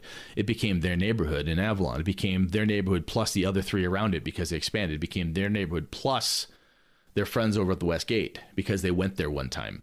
Yep. And there's a level of ownership that comes into it. I think if you were to play a heavy-duty Waterdeep game, like in Forgotten Realms, I think you could get a very similar thing. If you could get the buy-in from the players that you're not leaving. This is where you stay. The entire thing is going to take place here. I don't have teleport spells. I don't have some of those things. So you can't just say, well, fuck it, I'm going to Evermeet. I'm going to teleport over here. I'm going to... Travel is by foot. Travels by carriage. Horses are rare. It's a very small street. People don't walk around with plate mail armor. It's the silver standard, but I really don't change the cost of anything. Go buy plate mail for 50 gold when you made 10 silver last week. Good luck. Yeah. It takes a long time. And they changed the exchange rate. Exchange rate's a son of a bitch. So it's supposed to be it's smaller. I didn't want it to turn into a how many arrows do I have? Do I have 5 toothpicks this week? What if my toenails grow too long? I don't want to get that stupid. Sure. But I want it to be, look, I live here and this is where I am. Yeah. Almost every time I run it from a campaign perspective, someone buys a house, finds a way to get property, finds a way to engage in something so they have an inn where they look, cool. I rented the top floor. I belong here. I protect this thing. The last home game I ran, the one PC finally retired, and he's like, he just bought the inn off the widow because she had to... her children were ghouls in a basement eating people. It was just this like, oh my God, we got to get rid of this. We got to clean this up. This is not good. They like cleaned up the mess. She didn't mean to do this. It was all like really bad idea. So you just need to leave town, right? Type of thing. It's a convoluted tale, but short version is she married a man who was a ghoul, and they believe that their love would be enough to break this curse. It turns out that's not how that works. They're just idiots. And she gave birth to these 4 ghouls. And wow, and they're kind of weird, half-breedy, strange things. And people are like, I've never heard of that thing before. What the fuck? What are the rules for that? It doesn't matter. They're monsters. Right. They're things you have to deal with. And they were things where people are like, why is she acting so weird? What's going on in the end? John figures this out, my buddy JR, and he's like, you know, if I were her, I might have done the same thing. This is it's creepy and disgusting, but she's all alone. Yeah. And she doesn't know what to do in the worst situation that she can't even imagine a situation that's bad. She's in it. How do we help her? It's our neighborhood. How do we help this woman? You know? Brett, how incredible is it that was created? Like, you're telling me this? I'm completely like, I am bought in. Like, I want to know about the widow. I want to know about how he figured it out. Like, and not to be a fanboy to role playing, but I don't get that playing miniature games. I don't get that playing board games like that. That is so uniquely RPG. Because you can build that story may not make sense or be effective or even allowed, quite frankly, at certain tables. There are some people who are like, look, I don't want children in danger. Yeah. I don't like this type of thing. I feel that this is a little too over the top. I don't like this. If they feel there's a sexual nature to something and they don't like that. And whenever I run for other groups at cons and I say, look, is there anything that's bad? We talk about that stuff. You can have that conversation. You can tell all sorts of different tales. In a board game or miniatures game, if it's I love playing Warhammer Fantasy Minis. I get my ass kicked every time. I have an ogre army. I'm stuck at it, but I do it anyway. The new rules don't even support my army. Fuck them, I'm doing it anyway. Still get my ass kicked. But the mythology around my ogre army is neat. It's in this little book I bought, the ogre book. I don't get to remake that myth. Yeah, I can have a battle where the ogres beat the goblins, and then I can have another one. We can kind of tell a story, right. But there is no, unless you do a lot of heavy lifting, where now there are no more dwarves because the ogres ate them all. I mean, and then the poor guy who spent $100,000 in dwarf miniatures because it's Warhammer, is like, oh, I can't use my army. It just doesn't work that way. No. It's almost like a repeatable version of. There's Pandemic did it and a couple other ones did it. There are these where you put stickers on the board. The legacy games. It's like a repeatable legacy game. You can play this thing over and over again in this legacy mode where you put a big sticker on your map of Avalon that says, we blew this up. Yep. Wow. Throw it away. Go, here's the new map of Avalon. Let's try it again.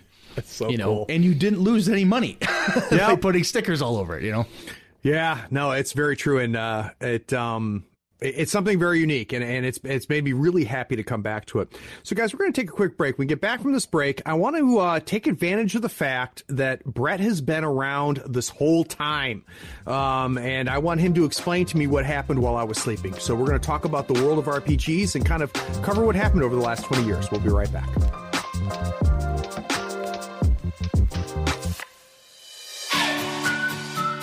Howdy friends, Craig here. You deserve a new playmat. Here on the third floor, we use Mats by Mars. They are scratch resistant, waterproof, wet erase marker compatible, almost free of glare and lighter than neoprene. Mats by Mars gives you over 40 designs to choose from. You pick a mat, pick a design, and then you pick an overlay, like one for Marvel Crisis Protocol, Star Wars Legion, or even Malifaux 3rd Edition. Those overlays will really speed up your deployment and make the placement of objective markers so easy. Use our promotion code in the show notes to get a 10% discount on your first order. In the notes of your order, you can even request the third floor logo on your mat for free. That makes the best mat in the business even a little better. So get some new mats, save yourself some money, and help support the show. Go to matsbymars.com. All the details are in the show notes, including the discount code.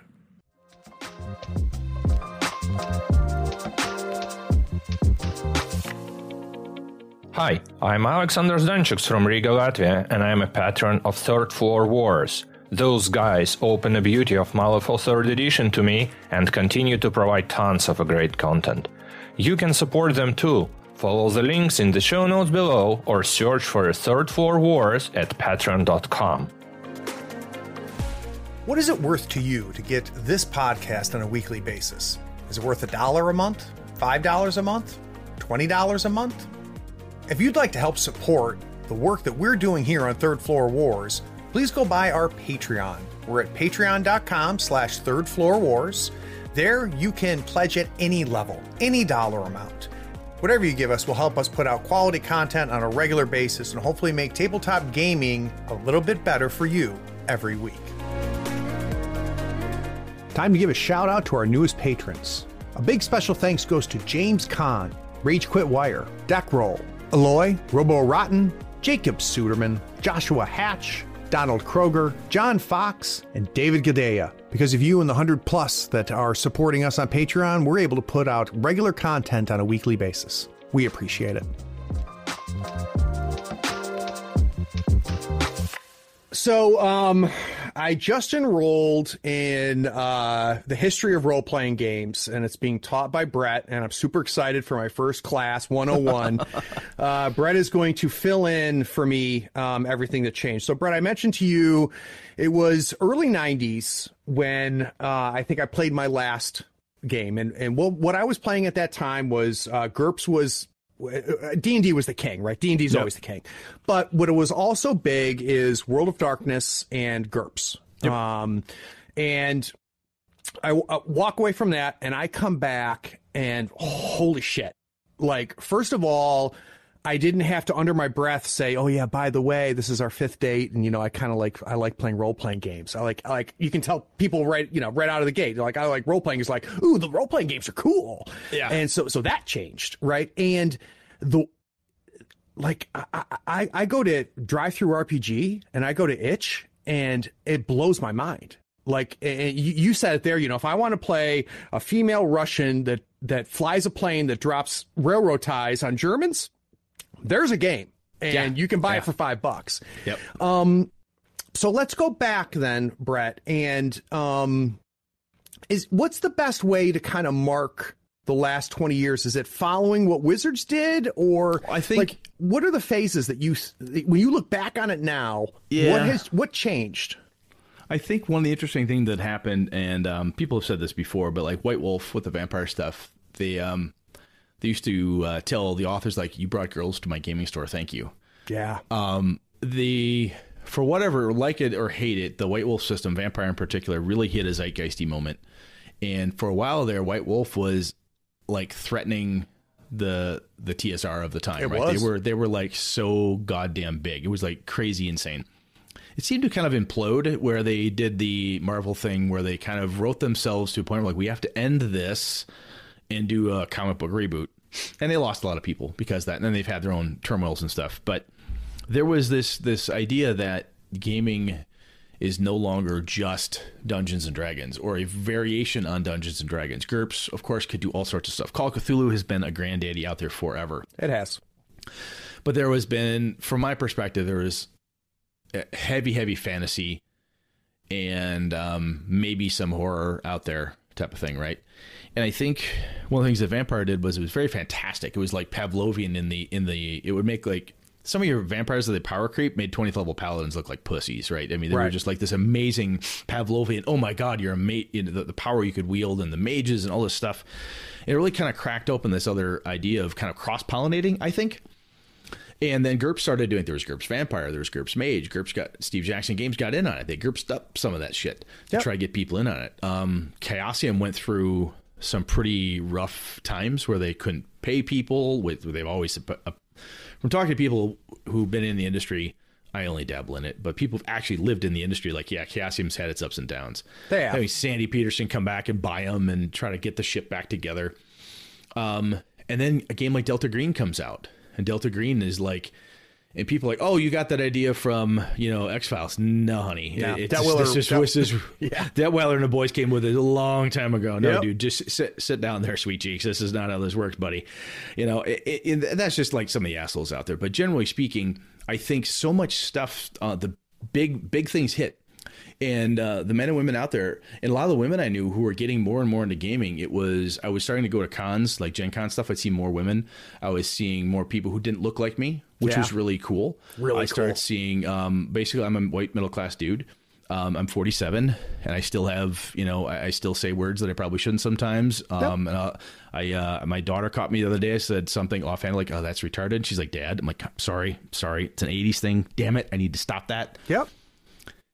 But I started looking around like, this is pretty cool. There's a lot of really kick-ass people here. I meet guys like, I learned through this process that, hey, the dude who wrote, Cyberpunk is an African-American guy. Pondsmith is awesome. You start looking at it, oh my God, this is so cool. And I start seeing all this stuff because I'm going to cons now.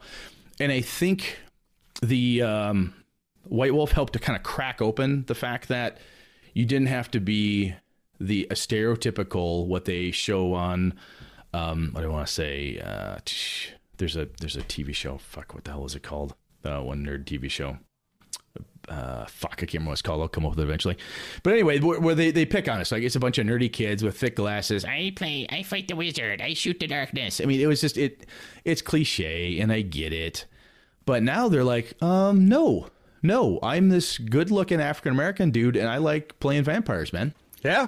I remember going to LARPs and like, holy crap, there's some pretty cool looking people here. And they're not me. This is not, my old days of hiding in my mom's basement to play D&D so you didn't get picked on by the jocks. I had jocks there playing with me. Right. I'm 6'3", 240. I had guys 6'5", built like brick shithouses, and they're trying and successfully playing a female Nosferatu. I'm like, this is awesome. This is so cool. Oh, wow. And I think, so when that hit kind of in the 90s, I really, it made, in my opinion, the whole then TSR starts to go under. They just don't get it. They start to fall apart. Second edition, the last gasp, they splat booked the shit out of it. They lost money. You can read all about it. Mm-hmm. But when WotC bought them, there was this huge terror that there goes my game. Wizards of the Coast, oh my God, it's going to go to hell. And it got even worse when Hasbro bought WotC. Yep. But really, WotC saved them, in my opinion. And yeah, third edition, not everybody's favorite. 3.5. Again, people have all their issues with it. Whatever. I've played every iteration except White Box. I own a White Box, never played it. But I think what happened then is that the D20 open license hit, and somebody somewhere finally realized you cannot trademark a game mechanic. You can trademark other IP, but you can have Wisconsinopoly, Chicagopoly. You can't IP it. And wow, some bitch, guess what I can do? And WotC said, hey, the D20, it's out there. What do you want to do? There's a D20 boom like crazy. And that's where you get Paizo. That's where you get Pathfinder. Yep. And games like that, people started dabbling in the industry like Paizo. They're, hey, we're going to publish Dragon. We're going to do Dungeon. We're going to do this. We're going to do that. Eric Mona's going to try this stuff. And next thing you know, they're like, look, you guys went to 4th edition. There's a lot of people who really like this other stuff. I bet you I could do something similar, call it Pathfinder. And yep, lo and behold, the Unseated the Giant for a while. They were the thing. And I think I'm kind of jumping all over here, man, but I really think that when Vampire came in and kind of kicked it, and it became more popular, and you started to get less, there's still gatekeeping out there, don't get me wrong, but you got more people who are saying, you want to play? Yes, you can. Yep. You, ma'am, you want to play? They want to play? They're in. Don't care. And there's more of that coming. And the hobby starts growing up. Yep. And people are producing stuff and saying, hey, I've got this really good other system. And everybody's playing one thing at their gaming group. They get bored with it and they want to find out what else is out there. And the internet's getting bigger, man. You used to have to go to the game store to find out what was up. And if the dude, the gal, the whomever behind the counter, if he or she didn't want to order any GURP stuff, you couldn't get GURPS in the store. Yep. Or if the delivery was low. The reason I didn't get into Legend of the Five Rings was because the store within my town didn't think it would sell, so he never carried it. And you were screwed. You're done. Yeah, I could special order it and get it in a month. Yep. At that point, I'm young enough. I'm like, well, I got $20 in my pocket right now. I'll buy this thing instead. I want to buy something today, Yep. So there was no Legend of the Five Rings for Brett because it just wasn't available to me. And I couldn't afford to go to every con and buy all this stuff. But now when the internet grows in, it really kicks in. It goes from bulletin board systems. We all know that story. And now we're drive-through RPG and blogs, podcasts. Yep. Everybody's talking about it. Matt Mercer can get swamped walking through PAX East and stop the whole fucking show. Yep. Right? It's insane. And it's become... And always, like I said, the gatekeepers are out there and they need to be removed because they're obnoxious. But generally speaking, they're getting bum rushed by everybody else who doesn't give a fuck what they have to say. And they're crushing into this really kick-ass hobby of creativity. Pandemic hit. Sean and I talked about this. The pandemic hit. I mean, I can't believe Roll20, those guys just didn't collapse under the weight of everybody gaming virtually, right? Yeah. It's what brought me back. Yeah, really? Oh, cool. Yeah. That's very cool. And I think the other opportunities to play with people, I don't have to go out and just look in my neighborhood. I don't have to go to my game store, put a sticker on the wall that says, I want to play D&D, and just, please, Lord, let it not be a pack of jerks. You can find people. And WotC did some cool stuff with their organized play. Yeah. The adventure pathing stuff, the organized play that Paizo did. Whether you like or hate organized play, it got people to come to a store and do different things. Sean and I bag on the RPG industry for being really shitty at marketing, worse than Brett sometimes. And they're trying. It's not necessarily a sweet spot, but I really think people now, I can produce a game setting like Avalon, tie into something, not get sued by TSR because I tied into their game system. I can do it legit, follow all the rules, and talk about it, and have friends of mine buy it, and talk to other friends, talk to you, and get this stuff out there. And if I talk to somebody and say, hey, I heard about this new game, someone goes, really? Tell me about it. You know, we want to hear about this stuff. So I don't know, man. I really think when you stepped aside, I think what happened was just kind of this bum rush, if you will. It's kind of a bad term, but this rush of people that are like, look, I'm here to play this other game. I'm going to dress like a vampire. I'm pretending I'm a werewolf. I'm doing this other thing. I don't want to be a dwarven fighter anymore. I want to do this other thing. And other gaming companies and people who are making games and stuff, from Brett's perspective, went, there's a lot of desire and demand out there. People want to do different things. Not everybody wants to kill dragons right now or kill orcs or whatever in the realms. They want to do other cool shit. Yep. And I really think it exploded. And there's a bizarre zeitgeist around like the vampire stuff. Hit that when it comes. And then watch like horror do its thing. Sci-fi is really cool. You got guys like Monty Cook and other really good designers out there figuring out, this is I like this thing. Let's keep it warm and wait to see what happens. Don't release everything all the time. Let's not have a big bloated company of developers and designers that are going to put out 5,200 splat books. Don't do that. So I don't know if that answers your question at all, but it's kind of a muddied. It's weird for me to look back on it. It is, and it's the first time. So I think somewhere I knew Vampire opened the door, right? And then you also have the transition to fourth. Completely opens shit up, right? So Pathfinder becomes a thing, and you have a splintering that happens, and people can shit on fourth all day long, but fourth introduced a lot of people to role playing. A lot of people. I've played it. It wasn't necessarily a system for me, but I totally get why people love it. Yeah, I totally get it. I've tried it. I get it. Yeah, we can shit on it all day long, but there's no question that it opened up the industry. And then fifth is fifth, right? Yep. What I'd be curious to know, though, is, and I feel like it feels to me, even though, again, I've only been here for a year and a half, right? But it feels like to me, within the last 5, maybe 6 years, there was another dam that broke. And I would wonder what that was in your mind. In my mind, I think it has to do with that there's a little bit of the Matt Mercer effect, right? The Critical Role stuff that hits and becomes more popular. Kids today like their Twitch. I'm just kind of figuring Twitch out myself because I'm getting to be an old man. We're so old. I know, it just sucks. But and the hobby in general, I think it's kind of interesting because role-playing gamers, we find a way to exploit every piece of technology. Yeah. As soon as computers came out, and my friends and I could get home computers, is what I'm talking about, came out, right? Where we could find them and get them. The first things we started to do was, how do we make an online character sheet? I.e., how do I use the spreadsheet to make a character sheet? How do I make random dice tables? Yeah. How do I get on a bulletin board and tell somebody this really cool gaming idea I have? We find spots to game.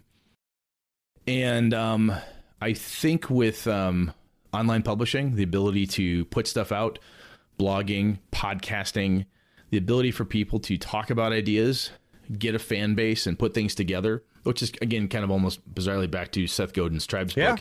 But if you can find 50, 60 people that really like your idea, and I really think this is important, at least it is to me, is I'm doing it because I want to. Yep. I have a job. I make fine money. I'm good. I'm not rich by any stretch. Would never claim to be. Right. But I'm comfortable. I'm fine. I got 5 kids and a wife. Some of my kids are in college. Some are moved off. We're good. But you have other shit you could do on a Monday night, but yet you consistently sit down with Sean and record a goddamn podcast. Yeah. So we can do that, though, because it's fun. Yeah. And I make Avalon because it's fun for me. I want to do this. I want to throw it out there. And other people are making these really cool games. Yes, some people do make a living doing it. But a lot of people are like, you know what? We'll see what happens. It's a part-time thing. Yeah. It's you grab Matt Forbeck, who has written God knows how many different books and novels and shit for role-playing games, comics, and other stuff. If you said, Matt, how do you do it? He told me this to my face. He goes, you can't do what I did because what I did doesn't exist anymore. Yeah. The way I got here, because Matt's like my age or older. He's like, Brett, I can't tell you, go to England, meet a girl, don't date the girl, move back here. I said, I can't tell you because that path doesn't exist. Half the game companies don't exist. So I think that people finding out that you can have some fun, you can produce some content, you can play all sorts of games. When people are like, hey, well, I just like playing first edition AD&D. Guess what? There's a whole goddamn community of people out there. Somebody out there likes big eyes. Fucking people. Yeah, somebody likes big eyes, small mouth, and I run into those communities periodically. They play big eyes, small mouth all the time. Yep. I have no interest in that game at all. I know people that love it, and I'm like, good on you, go for it. Yep. People love Alternity. They love weird games that I know of. I mean, I like Amber Diceless, which is a weird-ass Eric Wujcik diceless game system, and I know people hate me for it, and they're like, oh, it's the stupidest thing ever. Whatever. There's a very active Amber community. Yep. If I really wanted to dive into it, it exists.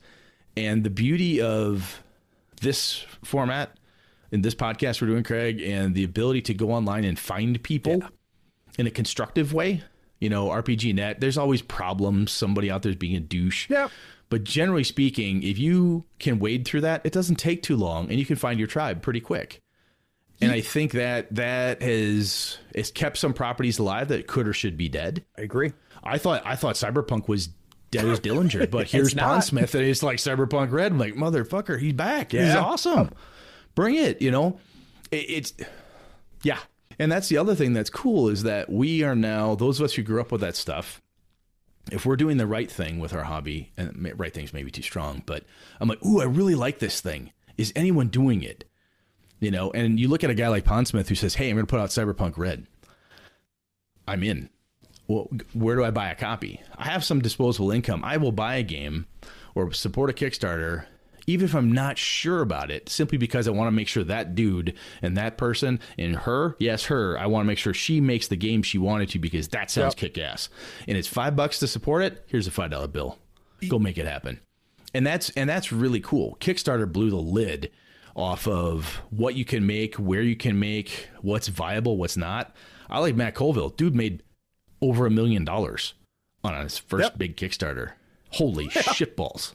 John Wick, $1 million plus on 7C. Holy shitballs. And it's people that are like, look, I might not even play 7C, but I don't care. I want to make sure that game is back because it's awesome. Yeah, and you're noting a lot of things that Dennis Detwiller talked to me about was the breakdown of the supply chain and the old school gatekeeping that happened in production. And Dennis was talking about, like, it's all gone now. Like it. I was gonna say, if anybody knows, Dennis does, because that dude, he's outspoken, he's smart, he's wicked smart, and he knows that shit in and out. If he said it, and what I loved about what Dennis said was, Dennis was like, look, if you've got an idea and it's not out there, that's on you. Now, it doesn't mean you need to do it, but don't sit here and bitch that, I can't get published. Fuck you. Go publish yourself. Yeah, because those roadblocks are gone. Yeah, they're absolutely gone. And how did I do it? I started a podcast with my buddy, started talking around. I'm like, I want to do a thing. Who do I know that can help me do a thing? Yep. Encoded. They can do that. Misdirected market. They do stuff. They talk about it. They like me. I like them. I'll ask them. If they said no, guess what? I'd have found somebody else. Or I'd have figured out how to make a ugly ass PDF and put it on drive-through myself. I'd have done something. And it's something that's really cool. Like, there's a lot of things happening here, right? So there was a generation before us, Brett, in role-playing, but it was a very tiny generation, right? It was the Gygax generation. It was the late 60s, early 70s guys, and they were so tiny that I think that our generation is the first generational handoff. I think it's the first time that, like, we're teaching our kids, like I'm teaching my 7-year-old daughter how to role play using a little system, and you're teaching your kids how to role play. The fact that Tim Kask is still alive, right? Frank Messner still alive. They have taught untold numbers of people, right? Ernie Gygax still alive. Luke Gygax still alive. Luke is not that much older than I am, if at all. So we're not that far away from the beginning because these guys were our dads. Right. So it's not that far away. And I think you're right. There's a level of handoff we're doing now where I got into it in 3rd grade and now I have enough stuff on my shelf that I give it to my kids. Try this, read this, do this, try this. Some don't like it, some do. And you work with it. And again, I'm not ashamed of it. And that's another thing too, is I have not taught my kids. My wife was very big on this. Is like, look, if they're nerdy kids, they're nerdy kids. Make sure you support them. Don't relive the nervousness you had through them. She's brilliant at this. She's smarter than I'm you, like, yeah, Brett. that's a good point. Oh, fuck yeah. Wait. Oh yeah. I married the same. Yeah, I wouldn't be anywhere without her on this. No joke. Anyway, we're doing stuff because we love this thing, and I'm sharing that passion with my children, which carries over. I like hunting, I like taekwondo, I like hiking outside, I like dogs, all this crap. So my kids, guess what? They're interested in some of the things I am. Yeah, they'll grow up and probably change and not like something. Totally fine. Yep. Do what you got to do. But you're right. We are actively handing stuff over because Grandpa isn't here anymore, right? So now I'm telling you, this used to be your grandfather's. Go try this thing, and that's cool. When I came back, the other big landmark that I saw was Apocalypse World and what Meg and Keith Baker made. Oh, yeah. And then that has created a whole industry and a whole just unbelievably inclusive, amazing part of role-playing. Absolutely. It's big. Can you go back in your head, Brett, and talk to me about when Apocalypse World came out and when Powered by the Apocalypse came? And So from my perspective, man, I did not pay much attention to it. It was a thing that was out there. I would go to conventions like Gen Con, and I would see stuff about it. And I go, interesting. I'm not sure I like that. And I'm a lore guy. I'm a setting guy, which is a very old school way to go. Now people are, at least I think it's old school insofar as that now people are like, I like this mechanic. I'm going to find the guys that do this mechanic really well. I'm going to find out what game system she's made, and I'm going to buy that world that uses the mechanics because she wrote the setting for this really cool that ties the mechanics thing. That's what I want. I still personally struggle with the curated experience because I didn't grow up doing that. I grew up needing to hone my GMing skills to make sure that I curated the experience. And now we've got some really kick-ass designers out there doing a lot of the heavy lifting for me. And sometimes like, I like doing that, which is fine. Yeah. But once I started to pay attention to it and listening to it as it started coming up, and I'm like, people really, really dig this. I read the rules. I'm like, I don't know if I like that. It's not for me. But that was my first reaction. But I can tell you, I'm watching people play it. I played a session of Dungeon World. Chris ran it. Christine Zach ran it for me and Tom and a couple other folks. And I'm like, kind of fun. Still don't know if it's like my go-to. But if you threw a PBTA game in front of me, like, I'll try that. What the fuck? Yeah, I'll give it a go. And I think that one of the things that it did, though, is that it really, Power by the Apocalypse, PBTA, a lot of places you go, and there's a ton of different games that are using that mechanic or variation on that theme to curate the right type of tone and everything that they want. And there's a cool piece of that. I think that's really neat. And when you talk about go publish it yourself, I can have a really cool setting idea and somebody else has already made some really cool mechanics. All I got to do is call up Eloy Lasanta and say, hey, man, I like this pip system thing. You mind if I do this thing with Avalon? Go, big guy. Make it happen. I mean, it's amazing, isn't it? Yeah. And that's the other cool thing is that people are open as long as you're not being a dick and you're not trying to steal or, any kind of that crap. If you talk to these designers, when my buddies and I were doing our little application, our little character sheet app, we did D20 stuff because we knew, hey, we need to capture that. And I got a hold of Shane Hensley, and my buddy and I talked to him. He's like, you know what? Yeah, what the hell? I'll give you a 5-year license. Go do that. That sounds cool. Do some Savage Worlds shit. That sounds fun. Yep. We go to Gen Con, and he said, somebody was here. You guys, Dark Theater guys, come up here and tell us about what your app does for us. Sure thing. I had my t-shirt on, stood up there. I told 50, 60 Savage Worlders what my app did. That was fucking awesome. He didn't have to do that. But that's just one of those, the industry has I think, because we're the dads now, we got it from our dads and I'm giving it to my kids. But we're like, hey man, what you doing cool stuff? Point. Look at that. Craig's doing something cool. He's got something cool. What do you got there, Craig? Tell me about it. And then if I want to do something cool with you, I ask you. And I don't sit back and say, well, I don't know if I could, because it's not a job. I'm not looking to get a career with you. I'm not looking to break into TSR Hobbies and get an office across from Tim Kaskin, and Moldove or somebody. I'm not looking for that. I'm just looking to produce this little thing that I think is cool. And if it makes it big, neat. If I learn, if I ever learn how to, push my product, great, But I think that PBTA people were like, well, D20, that system's out there, but I'm tired of that glut. I want to do something different with a different type of mechanic. Is anybody else going to let me do that? Yep. Hey, I'm PBTA. Do what you got to do, man. And it was that simple. Well, and that's from my understanding, and I'm interviewing the bakers next week. Oh, awesome. But that's my understanding is that they have been unbelievably just free with Powered by the Apocalypse. And they're like, all you have to do, from my understanding, all you have to do is just get in touch with them and say, I have this cool idea. Can I use it? And they're like, yeah. And that's it. Like, now you can go fucking do it. Yeah. Which is to Detweiler's point, right? You can't sit back and complain that the thing I want isn't there. Yeah. Because you can make it yourself. What you should say is, the thing I want isn't there. I wish I knew how to do it. Boy, I just don't have the skill. I hope somebody does it. There's a different argument. You can't just whine and complain, because you reach out to Shane Hensley and say, hey, I'd like to do this Savage Worlds thing. What do you think? He doesn't turn people down either. It's PBTA is out. You ask, you can get. People said that Pelgrane, there's no way Pelgrane will ever be able to do a Cthulhu type game because Chasm will never let him. There it is. Or I hear about a game and I'm like, this is cool. I want to talk to this person. Nobody has said no.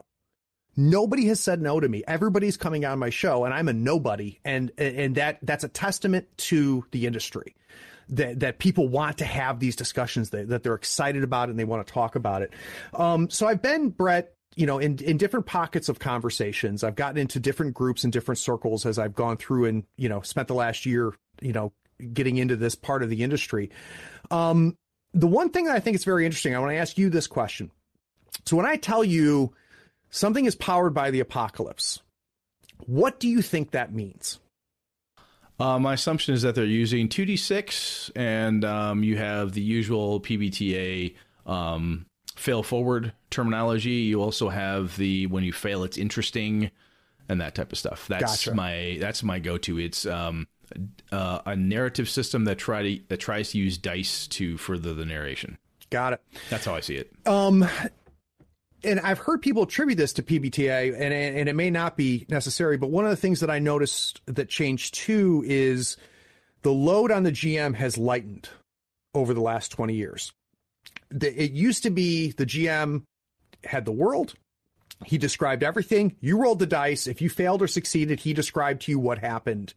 When I came back, I quickly realized that suddenly the phrase of, okay, you failed, what happened? That you asked the player, when did that happen? Because that's new to me and I love it, right? And I've heard people attribute that to PBTA, but I don't know if it deserves to be attributed there. I think PBTA, because of the proliferation of it, it becomes very popular and it becomes so much cognitive load to have one person and have that poor game master have her staring at that list and say, okay, well, how's it? This is an interesting way to fail. And I think the people who are drawn to that have naturally done back and forth with the group. They've done that. My team and I, team or crew, whatever I always call them, but we've always done that type of thing. Right. Like if somebody we talk back and forth, wouldn't it be cool if, or I think this is how this should fail. Not every group likes that. And I think, what is it? I think Cypher System is all player facing dice. Yeah. And Simba Room by Free League. One of the things I like about that, waiting for my books, get my shit to me, Free League, is all player facing. Yeah. Let's see, Gumshoe, very player very dice so. Heavy, very much so. And I think there's some fun that the players want to have some say, some power, because this concept of, and this may just be an aversion to that old stereotype of the game master being a total prick, and you die because I said so, and blue lightning bolt hits you and your character dies because I don't like the way you're playing your paladin. Yes, that did happen in small pockets of stupid people, but generally, good gaming where that didn't happen, in my opinion. And I think, again, though, people are saying, that's cool, Brett, that you figured out how to source your table. That's great that you sorted that out. That's wonderful. Good job, buddy. But I would like to do it and not have to spend 15 years learning how. Yeah. Can I fast track this? Because I got men and women at my table and they'd like to be able to play tonight.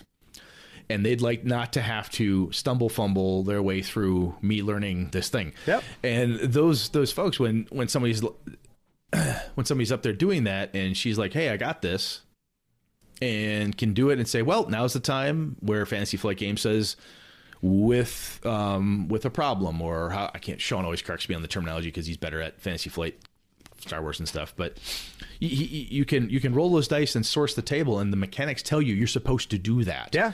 And it codifies sometimes all it takes is a codification and authority. Yep. In a weird way, where somebody looks at you and says, yes you, madam, you may do this thing. Yes, you, sir, you, right there, you jackass, you can do this. And it says so right in the rules, I'm supposed to do this. And it gives you some cool examples. Yep. How am I supposed to do it? As opposed to Brett saying, well, just source the table for an idea. Next. How? If I don't tactically know how to source the table because there's nothing codified around it. Yep. GMing advice is always going to be there, I think. Yep. Because even with it out there, somebody's going to try the codified rule and say, I tried it, man. It just fucking blew up in my face. I can't figure it out. Somebody help me. Craig, have you done this? Does it work for you? Yeah, tell me how you did. What I did was X. We're always going to trade secrets like this. That's going to happen. But the curated, codified system that gives you permission, as corny as that sounds. Permission's a good word. It gives you examples on how it works. Yep. You know, and that's the other fun thing that's out there now is actual plays. Some actual plays are better than others, teaching you stuff. But even if you're just watching them or listening to them or whatever it is, there's enough people out there who are passionate, politely passionate about what they like and how they want you to succeed with what they're succeeding with. Those folks are going to help you get better. Yeah. Yeah. So I think that helps. Yeah, I think so too. And it makes me very happy, Brett, to come back to the industry and to see it in a much better place than I left it. And this gets into everything we've already talked about with the inclusion and the doors are much wide opener. Mm-hmm. How do you like that phrase? That's good. I was an English major. That hurts me a little bit. All of that makes me very, very happy. And it's way ahead of the miniature industry. Because the miniature industry is still pretty much just a bunch of white dudes. Yeah, it is. And it's unfortunate. And I know it's better. But not like RPGs. No, I've had this argument with people where they actually want to fight with me in some way, shape, or form. Say, what do you mean it's better? I'm like, dude, look, my daughter wants to play this game. Yeah. My daughter's gay. Why should she be uncomfortable and feel terrible because of this? Yeah. Why should that even what? Why are we having this fucking conversation? Yeah, this is just so stupid, you know? And I think I hope that there's enough good gamer parents out there that some of us who grew up with stupid ideas and bad information, I'm one of those stupid guys who had bad intel and had bad points of view. When we grow up and we have our kids and we get married and we learn things and we're trying to get better and we look at stuff like, you know what else I should do? I should make sure that this is better for my children than it is for me. Yeah. Right. And when I've talked to Tim Kask, Ed Greenwood, and some of the old guard, and I have yet to hear, when I've heard Tim Kask talk, when I've talked to Ed Greenwood and a couple other old dudes, they're like, this is pretty cool. Yeah. It's pretty cool. A lot of really good gaming going on. I like seeing the mix. I've heard that before. Ed Greenwood was like, this is pretty cool. We got a lot of good folks here. We got men, women, all sorts of people gathered together. This is neat. And that's the type of language we want to hear. We want to hear people saying, hey, this looks like how I envisioned this thing to be from the beginning. It's starting to get there. This is for everybody. Everybody can play. You might not like playing with me because I turn out to be a total douchebag. That's a different conversation. That's a different problem. Totally different problem. You know, that's my personality. It's nothing to do with what you look like, you know? Yeah. It's interesting to me because in all of nerdom, not all of nerdom, so anime is ahead of the curve too. But in a lot of nerdom, you don't see how far along RPGs is. And my wife has zero interest in any of my geekery. The reason I have a third floor to my house is so all my geek shit is out of her face and she doesn't have to fucking look at it. Right. But I brought this subject up to my wife once and she's like, Craig, of course RPGs is ahead of the curve. Look what you do when you play role-playing games. It's inclusive by design. And I'm like, shit, never thought about that. I guess it kind of is, you know, we're all kind of like pretending and learning and putting other people's skins on and, you know, kind of doing our thing, which is cool. It's good stuff. It really is. Brad, I can't thank you enough, man. Appreciate the it. only thing worse than recording once a week is recording 2 podcasts in a week. So I appreciate you taking the time. I wanted to get here sooner, and then I thought, well, right after I had spine surgery, where I had part of my neck fused, and I'm like, well, I should be okay the week after that while I'm recovering. Turns out, never having had major surgery before, I was tired. I couldn't do it, so I owed you. I already put you off a week, so I had to get this done. Well, and we're going to come up with an excuse to have you back on the show. I got to get Sean on the show too. Cool. For those of you listening, I'm going to have links to everything here, and I know that a lot of you are biting at the bit to pick up Streets, so I'm going to put a link on the best place to pick that up, and I also will link to the podcast because, like I said, if you're not listening to Gaming and BS, you're missing out. Brett, is there any plugs that I missed? No, I think gamingandbs.com, that's the biggest one. I mean, Encoded Designs, if you go to their website, you can find in their products list my Streets of Avalon project out there. Drive-thru RPG, Streets of Avalon, you can find that, plus everything else we've done for it, the adventures and so on. Quite frankly, I like the fact that my podcast with Sean and I, we find guys like Craig, which is, you're a cool dude, and that's what I like. I want to have more people hanging out with us, and one of the things that Sean and I, we bemoan ourselves sometimes. We're like, man, we like hearing from all of our listeners, and not everybody is always going to write in or call in or whatever the case is. But we would love to hear some new voices, to hear some new people saying, hey, I listen to and I disagree with you. Sometimes we get some people who are very, very friendly and very, very polite. We're like, dude, call my bullshit. Call me out. If you think I'm full of crap, if I say something dumb, say so. Because I think one of the things that you do here, Craig, and that Sean and I do, I'm very proud of, is we are not the authority. No. We're here to talk with you. You just don't happen to be on the mics with it, but we're here to talk with you to try to help. Yep. You know, because I have learned so much from our listeners over the last 6 years. It's amazing. Yeah. I am a better game master and player because of my listeners. I 100%. Could not agree more. Could not agree more. All right, guys. For those of you that stuck around to the end, thanks for listening. Take care. Be sure to follow us on Facebook, Twitter, YouTube, and Twitch so you don't miss the avalanche of content we create. Links are in the show notes. Be sure to check out our shop on thirdfloorwars.com for the latest in gaming apparel and gear. There you'll also find the latest information for the US FOE Tour. Find out where you rank in your conference or even in the entire United States. Get those models built, painted, and ready so we can see you at the next US FOE Tour Masters event. Please take a moment to write a review of this pod on your favorite platform. Rating and reviewing helps us find more listeners almost as cool as you are. Be sure to share this feed with all of your friends who love tabletop gaming. Thanks for listening. Howdy folks, Craig here. Now if you love gadgets as much as we do, you're going to love the new Third Floor Wars Gadget Bundle from Schooner Labs. Branded with the logo of your favorite podcast, it comes with 2 measuring multi-tools, a compass stepper for those tight and important movements, along with a compact dashboard to track your turn, strat, and scheme scoring along with your soul stones and pass tokens. It is the perfect bundle for anyone who plays Malifaux or just wants to look cool while doing it. The link is in the show notes. Check them out and help support your favorite gaming podcast.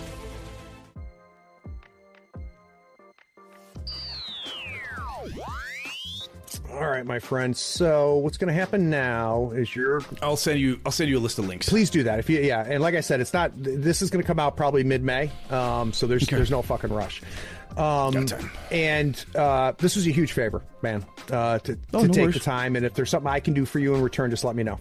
No problem. All right. I told one of our listeners, Eric Frankhouse, the Iron GM. He's been Iron GM champion a few times. He loves Blades in the Dark, and he's been giving Sean and I shit that we need to play with him. He heard us say we're gonna play with Craig, and he's like, "The fuck!" So I got this text. I'm like, "Dude, I'm gonna drag you with me." So don't be surprised if I drag Frankhouse. Well, let's just have Frankhouse be the third guy, and let's the 4 of us play. Yeah. So I'm thinking like Mayish. I'll bug you guys. I'm busy as fuck until then. So no worries. Let's just shoot out. Let's do a session 0 in May, and then we can feel it out from there.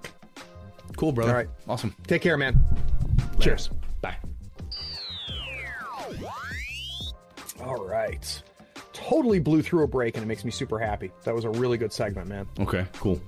Really, really cool. I talk a lot, so I'm sorry if I'm too much. You know what? My goal with that segment, when I was thinking about it today, is like, I don't know, how do I put this? You'll understand what I'm saying. Everything I read about Streets didn't make it unique to me. Yep. But I knew that it was unique, right? So I was trying to tease that out, and we totally got it. Good. And that just makes me super happy. I hope when you read it comes through. Like I said, it's one of those pieces where you talk something up, and this is where the nervousness comes in. What if Craig Reason goes, "That's crap," or "Wow, that's"? I'll just post it in the Discord. Damn it! But it's also I'll do a video of me deleting our interview. Oh, sad. But it's also highly, and I admit it, and wouldn't like it, but I wouldn't mind if you said, you know what, Brett, I read it, I get what you were trying to do, it doesn't work for me, and that's legit. Yeah. I'll be disappointed that it didn't work for Craig, but you know what, at the end of the day, if it doesn't work for you, man, it doesn't work. And there's no point for me to try to go, no, you're doing it. Oh, if only, now I'm hard selling. Don't do that. Exactly. And let's be honest, not everybody's going to fucking love it. No, they're not. They're not going to. I got friends of mine that I'm sure don't like it. Yeah. Well, I told you, like, my favorite thing is to get nice notes from readers and stuff. My second favorite thing is to read the reviews of my podcast on iTunes. Yeah. And it's the shitty ones. Like the ones that just rip me apart. I'm like, oh, this is fucking great. I love that you hated my shit so much that you took the time to write it down. That's where Sean and I called the Mud Skipper, because we had a guy, Mud Skipper was his tagline, and he his username, whatever, and he said we were terrible, cringeworthy, and blah blah blah. I'm like, all right, whatever. You don't like me, turn it off. Well, I just love the fact that I had enough of an impact that you even took the time to shit on me. Yeah, that's kind of interesting. It's weird, but okay. Yep. Oh, it's funny. All right. So literally what I said before we broke, Brett, I just want to take advantage of the fact that you have. So I saw, like, I left one and I came back and everything had changed. And I was hoping that you could walk me through what happened. I'll try. Does that sound good? I'll try. Thought that was very, very interesting. How that pieced together, and motherfucker, I had a question for you and I completely fucking lost it. Oh, what was I going to ask you? It was really good too. Fuck, I can't remember. That's anyway. Right. The reason I asked. Oh, that was terrible, man. All right. This is the part that I know nothing about. So I've yet to read Streets of Avalon. I've ordered it. I haven't gotten it in the mail yet. That's right. But it's going to give me, I think, a unique perspective, because I think a lot of our listeners don't know about it either. So totally fine. All right, I'll bring us back.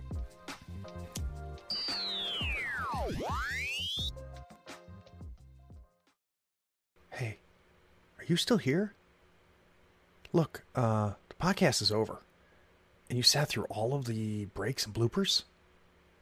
Well, I mean, if you're here, you might as well run over to patreon.com and become a supporter. Don't forget to rate and review this podcast too while you're at it, on whatever platform you're listening to. I do appreciate you sticking around. Take care.